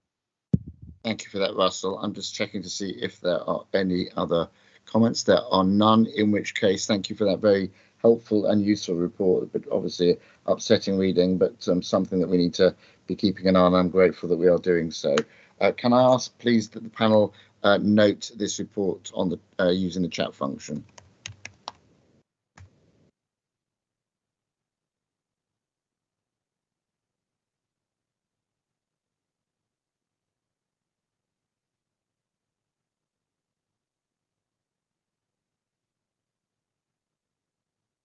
Thank you very much. Item 8 has been noted. We move on to item 9, the Building Life Chances Programme, and this will be presented by Claire Lawrence from our Suicide Prevention and Health Inequalities team.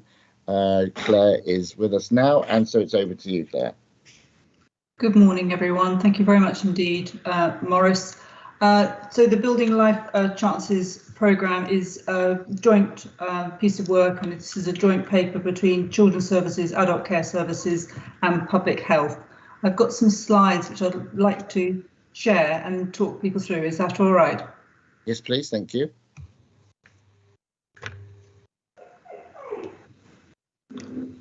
Just finding them is the issue.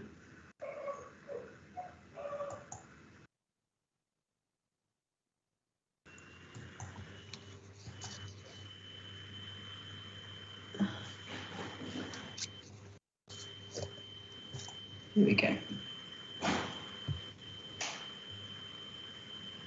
Can people see that? Yes, yes. You might just want to widen it out because you've got all the stuff around it as well. Hang on a minute. Slideshow. Is that better? Yes, that's excellent. Thank you. Carry on. Okay, yes, so Hertfordshire Building Life Chances programme, as I said, a collaborative approach across the 3 directorates in Hertfordshire County Council. A bit of a background to this. The commitment was made in March to ensuring Hertfordshire residents who have been adversely impacted by COVID were supported to ensure that the inequalities that existed or had been exacerbated by the pandemic were addressed. So this Building Life Chances is an initiative which falls under the Council's COVID recovery strategy, and Hertfordshire County Council working in collaboration with districts, boroughs, voluntary and community sector, social enterprise sectors and NHS ICS system, really across the whole system and across the whole council to tackle this issue.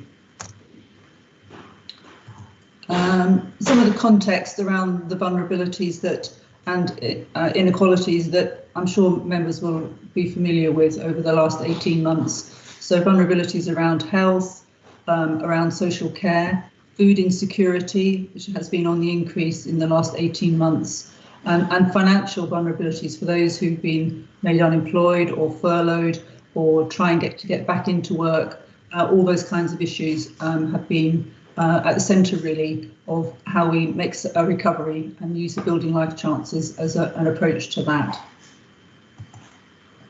So there are 7 priority areas or 7 themes for the programme, and you can see them highlighted here in this diagram.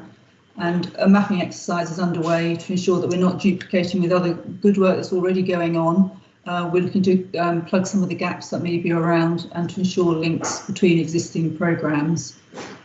The mapping work will extend to our partner organisations from this autumn onwards, really, and to identify place or communities in need of further support, so a real good local look.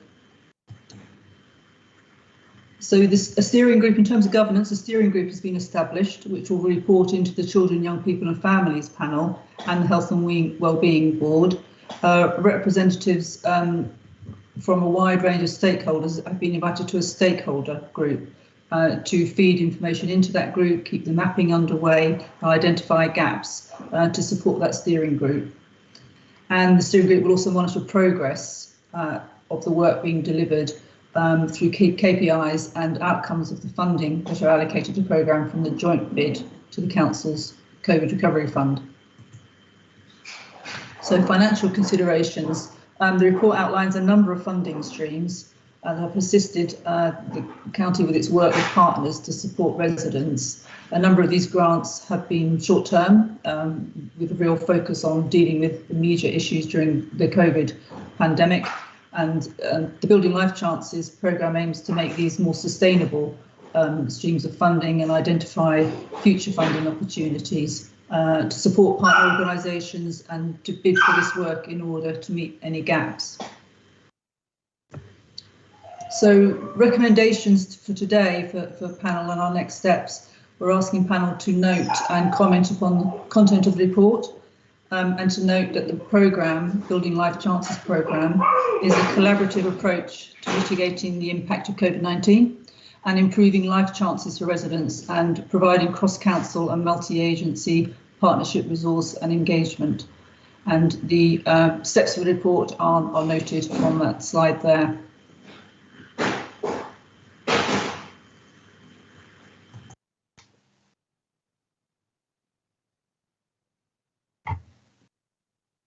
You've gone on to mute. Apologies. Shall I stop sharing? No, that's fine. You just went on to mute. Okay. That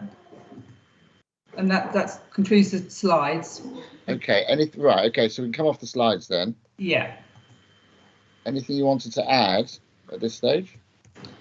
No, I don't think so. I think the value of this cross-council work it means it brings in together all the directorates where they can see the health inequalities and inequalities that exist, and gives us a chance to work quite strongly together to deliver across the county. Thank you very much indeed. Fiona Hill. Thank you, Maurice. Thank you for a great presentation, Claire, and also for obviously some really good work that's going on within the county. Just a quick question. Looking at the stakeholder groups, I noticed that there's no reference to Step to Skills, previously known as HAFLS. It's just been rebranded. Just wondered if you've picked that up at all and whether they will be included within the work you're doing, because it's quite a valuable group for picking up, particularly the post-16 age group on education and lifelong skills. Yes, that's really helpful. It's really important. Thank you. I think we haven't finalised our stakeholder. Apologies. I'm sorry. I have a puppy in the background. Yes, we haven't finalised our stakeholder group at all yet. But yes, it's a very important group that we will be including. So thank you very much. Does your dog want anything to eat or drink, or wants to join the meeting? He wants to join in. Sorry, I don't mind. I'm not. Not troubled. Don't want to think he's being ignored or she's being ignored. Okay, there was someone else had their hand up as well, and I can't think who it was. It was Fiona, and then it was someone's taken their hand down, which means they. No, Fiona. Yes, it was Fiona. Go on then. Thank you very much, and thank you, Claire, for this. I'm really interested to see how this progresses. Just wondering, how are you going to monitor? How are you going to evaluate? All of the hopeful improvements that we will see moving forward. So we do have the steering group, which will keep an overall monetary look. There'll be KPIs that each programme of work will be required to submit, and there'll be ongoing evaluation within each programme. We want really quite robust programmes going ahead, rather than anything that's kind of woolly. So we'll be certainly keeping a strong eye on that. Okay, and apologies if you already mentioned it. Will you be coming back within 6 months or a year to give us an update? And again, apologies if you have covered that.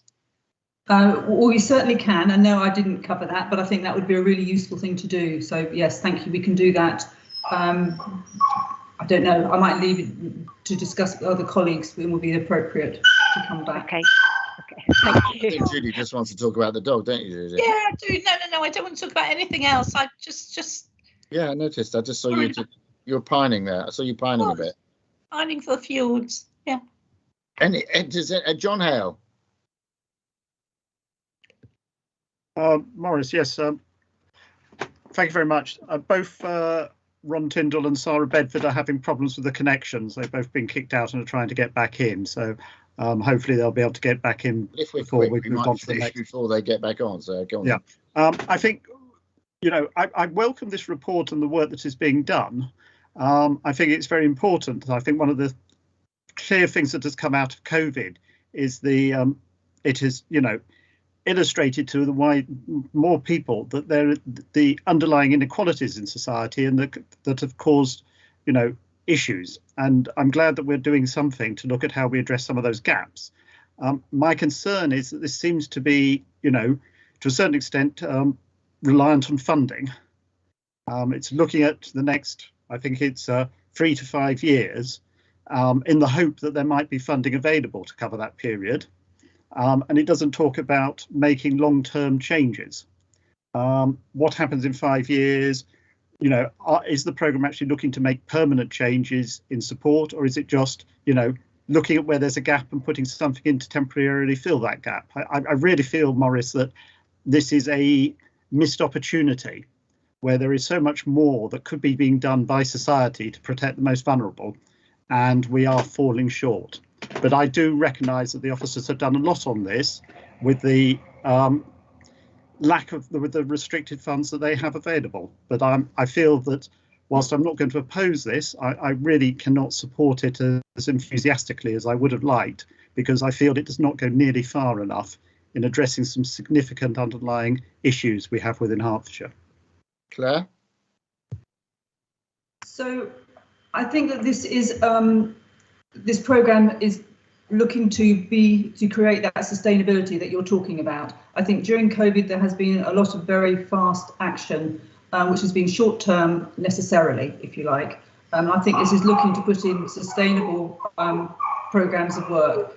And I think 3 to 5 years, maybe that's as far as we can look at the moment, because we just don't know how the world is changing. And that might be a bit of the issue. But certainly this is a look to develop sustainable ways of reducing some of the inequalities that are around, and hopefully that is a permanent approach.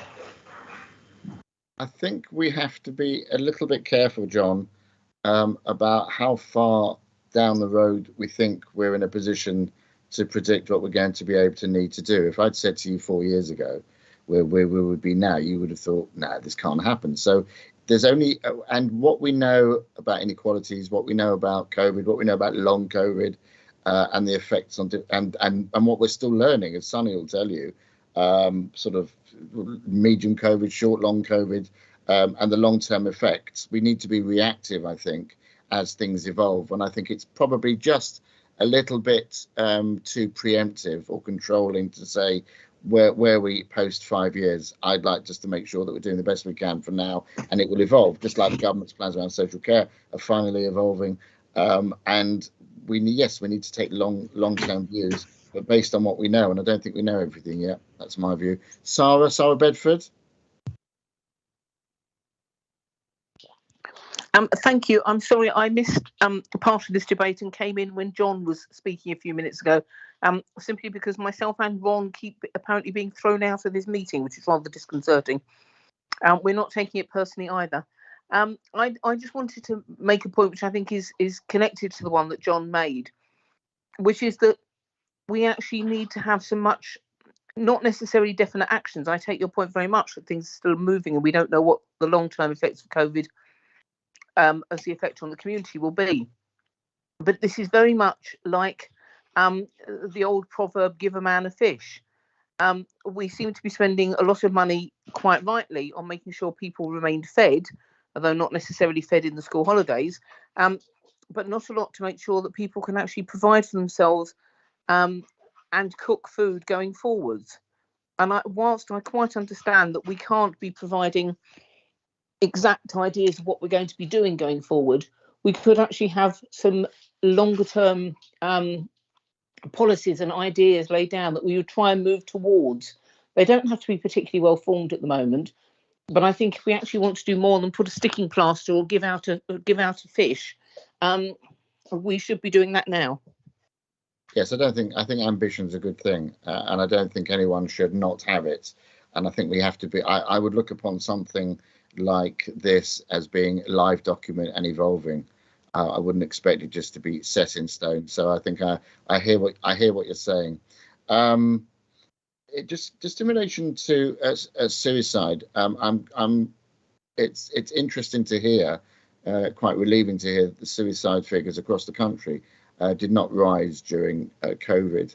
That doesn't mean we haven't had all sorts of cans of worms opening up around mental health abuse and other serious matters. But I think that perhaps we thought it might have done. At the moment, it hasn't. The figures that are indicating so far. I heard on the BBC, and I asked officers to check the situation, and that's the confirmation I've had. We need to again understand, hopefully, why that is the case and what we can continue to do to help and assist.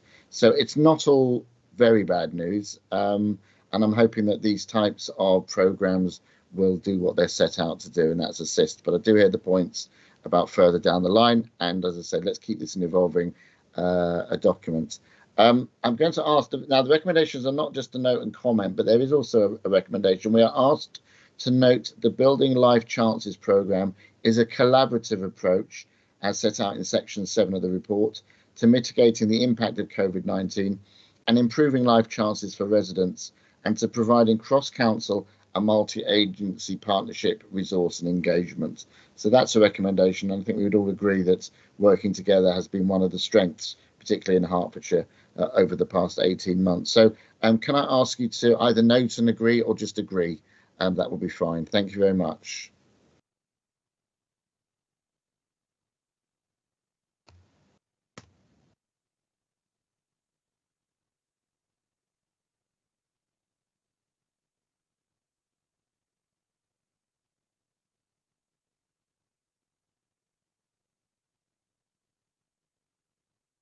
Keep voting. Vote early, vote often.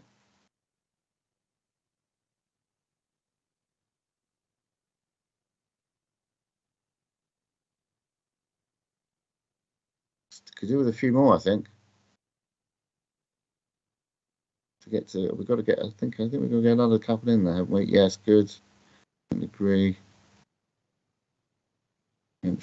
Great. That item has been noted and agreed. Thank you very much indeed. So we move now to the final item on the agenda. Item 10, smoke-free. That doesn't mean you can smoke for free. It's one word. Smoke-free Hertfordshire County Council implementation update paper. Presenter is Rashma Patel, and she is the Health Improvement Lead Workplace. We've got Nicola Webb as well, the Health Improvement Coordinator for Workplace. But I'm assuming, Rashma, you're taking us through this? I am. And it's over to you. Okay. I'm on the cusp of morning, afternoon, councillors, chair and colleagues. Rashma, we're all on the cusp of something at the moment. So good morning and good afternoon to you. I'm just going to give you a quick update, and the paper is an update on the Hertfordshire County Council smoke-free policy and toolkit. The policy went to panel last year in September, the Public Health and Prevention panel at that time, and it was agreed, and the implementation of the policy happened in January 2021. And the reason why I'm bringing the paper as an update is just to recognise that we have been through a pandemic, and to implement the policy there's been some sort of concerns only because we haven't had many staff on site. I don't know if I need to go through what the policy is, but basically no smoking on site, and only a designated area where people can vape. And that is including car park, so staff car parks.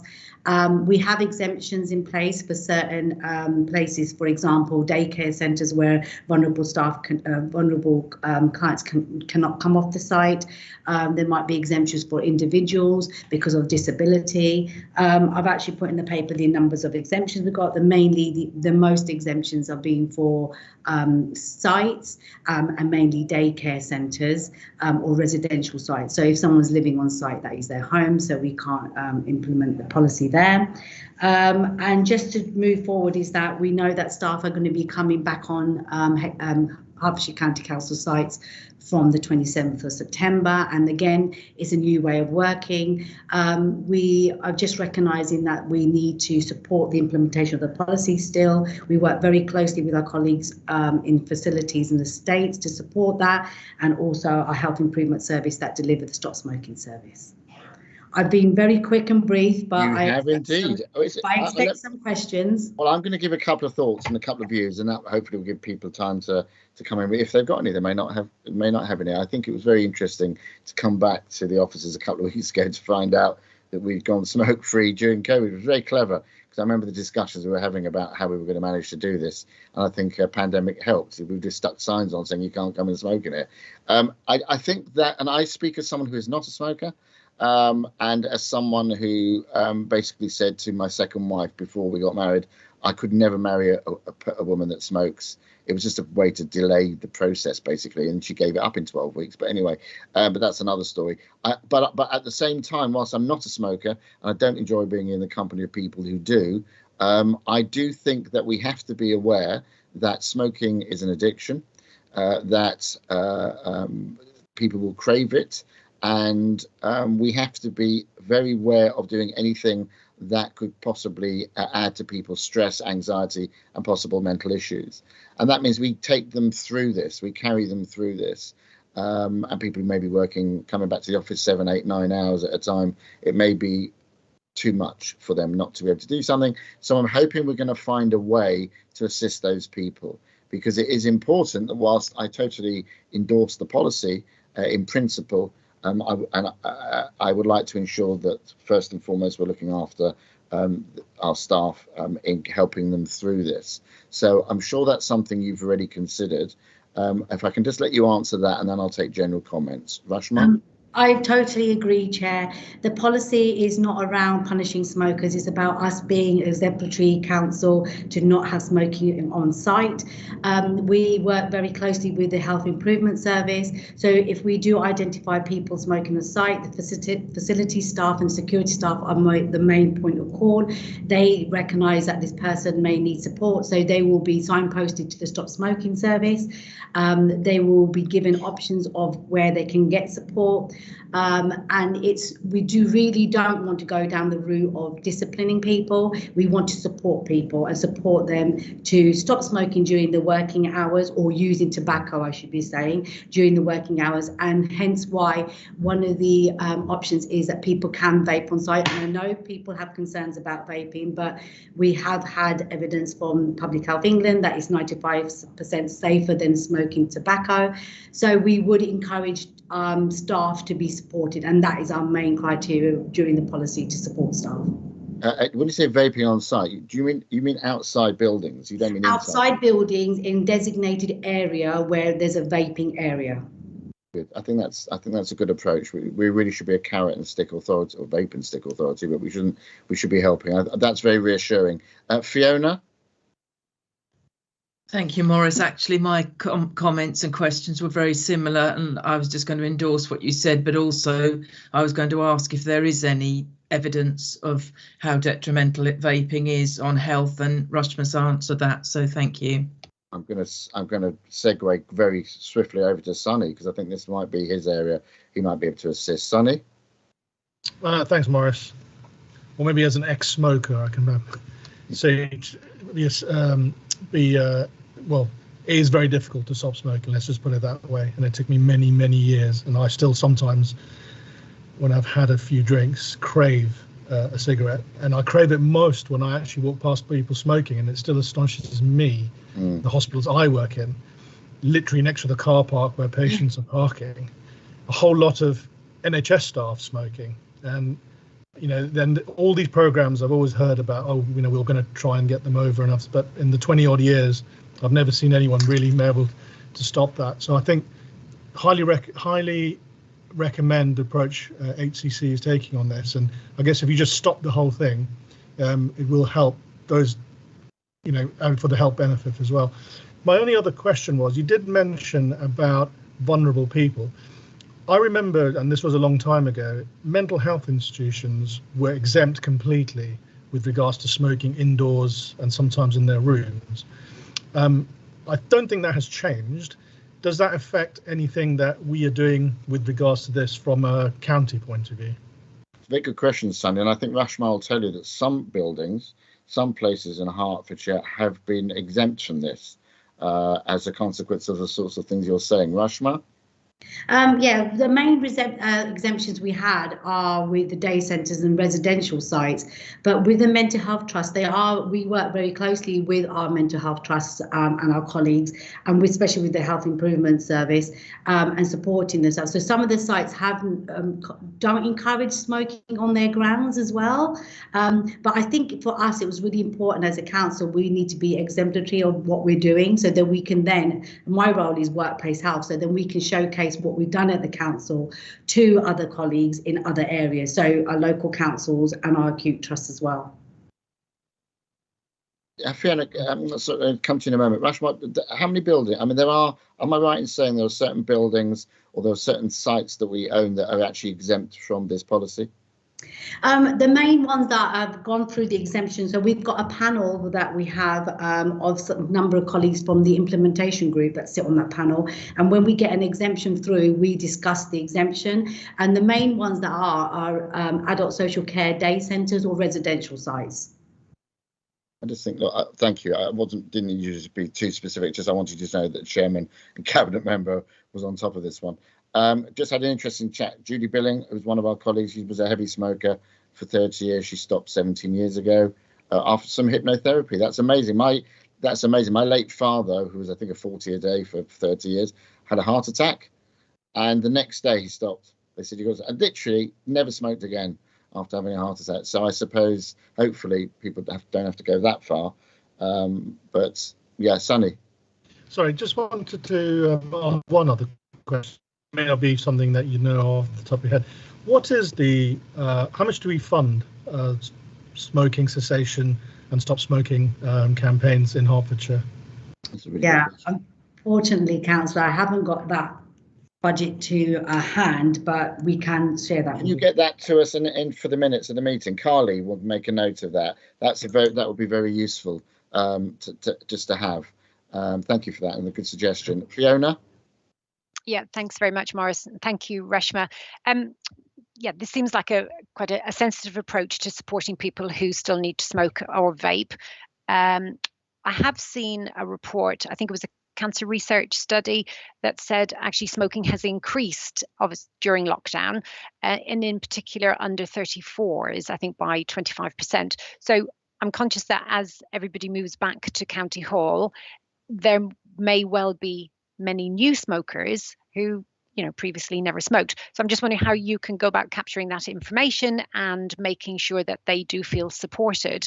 And ideally now is the time to encourage them perhaps to quit. I just wondered what the plans are for that. Our main sort of work is around communication. So we do have the Stoptober campaign, which is one of the main tobacco control campaigns that is coming on board in October. So we're currently just working on the comms for that. So specifically comms for Hertfordshire County Council staff and recognising that new staff that we might be coming in are new smokers. We've also working with the Health Improvement Service just to communicate and promote the service as much as possible. Our facility staff and our security staff that are on the grounds know about the service, so they can encourage people to be referred to the service as well. And the most important thing is that we've got our workplace health champions. We've got 97 workplace health champions within the county council, a variety of different teams and directorates, and they promote health and well-being within their teams. Okay, I'm also thinking about there may be several members who've taken up smoking who may need support. Not many under 34, but they well, generally it's like staff. I mean, we say in local government, we have something discussion on another item the other day about holding on to staff of a much younger age who then move on to other things. That's a general point. But yes, there'll be people who've taken up vaping. There'll be people who vaping more now than before. Have a chat with my ex. It's like having a chat with Darth Vader some days. But I mean, but if that gets her through it, that's fantastic. But yeah, it's I think that the importance of this item and what's great, I think, for hopefully people who are watching it, particularly staff who might be, is that how seriously we're taking the fact that this change could affect them, will affect them, and that we want to make sure those effects are kept as minimal as possible and that we help them all the way through. I hope that comes through, and I've certainly from the comments, questions being offered and answers being offered, that seems to be the case. Louise Savoury. Hello, yes, I just want to come in actually. I want to come in on the budget question, just to give you an understanding of how much is being spent on smoking cessation at the moment. I'm going to give you a very high level figure, because I haven't literally scrutinised the figures, but roughly we're spending around 700,000 as a stop smoking service.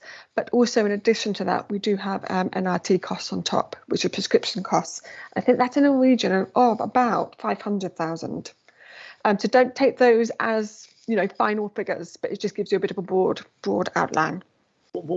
So just numbers, what do they equate to? So that's helping or assisting to help how many people, for example? So that's supporting and all our Hertfordshire residents who would like to quit smoking to be supported. Oh, right, okay. So that's a 12-week stop smoking cessation course. Well, I'm hoping. So roughly, I think our figures are probably about 5,000 people coming through the service. Yeah, do you know what? I've seen the figures in another document, another item. I have seen this. Yeah. Can we find them and append them? Yes, I actually think I read them out at not the last council meeting, the one before, talking about the sorts of things that we're doing across the board to try and help people and get on with their lives in a healthier way. And it wasn't just COVID. So those figures do exist. Louise, that'd be very helpful. Yeah, we do have a brief Stop Smoking annual report, which we did last year. That might be the most useful one to do as an appendix, if you like. So make sure that's shared. We'll have some comparisons, and once you get to January, you get that, don't you? You get everyone wanting to stop all over again. So hopefully that'll be the case. Any further comments, Sonny? Sorry, just come back from that. I believe it's 1.3, and I think it was from the very first council meeting. And in comparison, my wife, who's a GP partner in the Enfield area, they have no funding. Their funding has been stopped completely for smoking cessation. And she was gobsmacked when I said it was 1.3. She couldn't believe it. So I think we should be, commended on doing that when, other areas probably with larger receipts of council tax have actually stopped this completely. So pat on the back, I think. That's a really good point, Pat. And if you want to ask me a question about it at the next council meeting so we can flag it up, I'd be happy to do so. Be supportive, Judith, cross-party. She thinks, again, we're not taking all the credit, but seriously, we need to flag these things up. Okay, good. Right, so are there any other? No, Louise, I've dealt with you. I've dealt with everyone else, in which case we do have some recommendations for this particular item. And the recommendations that we're asked to agree are 1, to note and comment the content of the report, 2, to consider the steps taken to implement the policy in the toolkit, and 3, to note the impact of COVID-19 pandemic on the delayed implementation of the policy. Note that the policy will not be fully implemented until new ways of working are agreed and embedded for county council staff, and we're expecting that to be in March 2022. So can I ask for your agreement to those recommendations, please?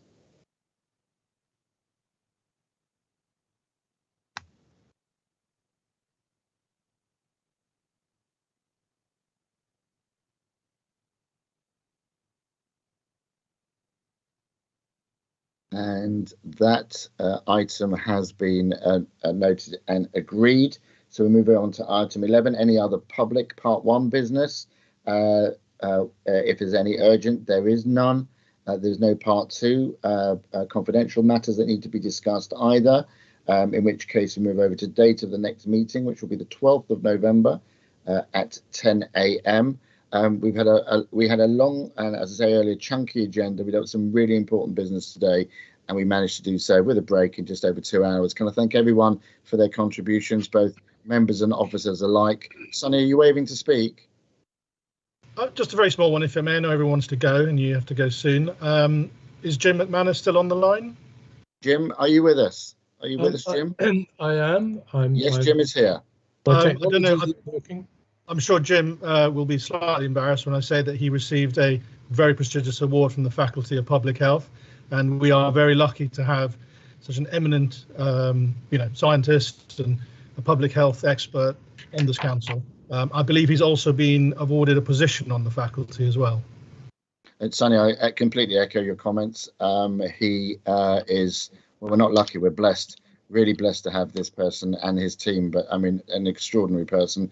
And he even called James on his presentation. It says James, so I might have to call him James now instead of Jim. But I know that many of us couldn't be doing the jobs that we're doing without him. And I'm talking about all times of the day and night over the last 18 months. And I know Alex, our new director, is pleased to have this guy on board as well. So Sonny, your comments are well taken.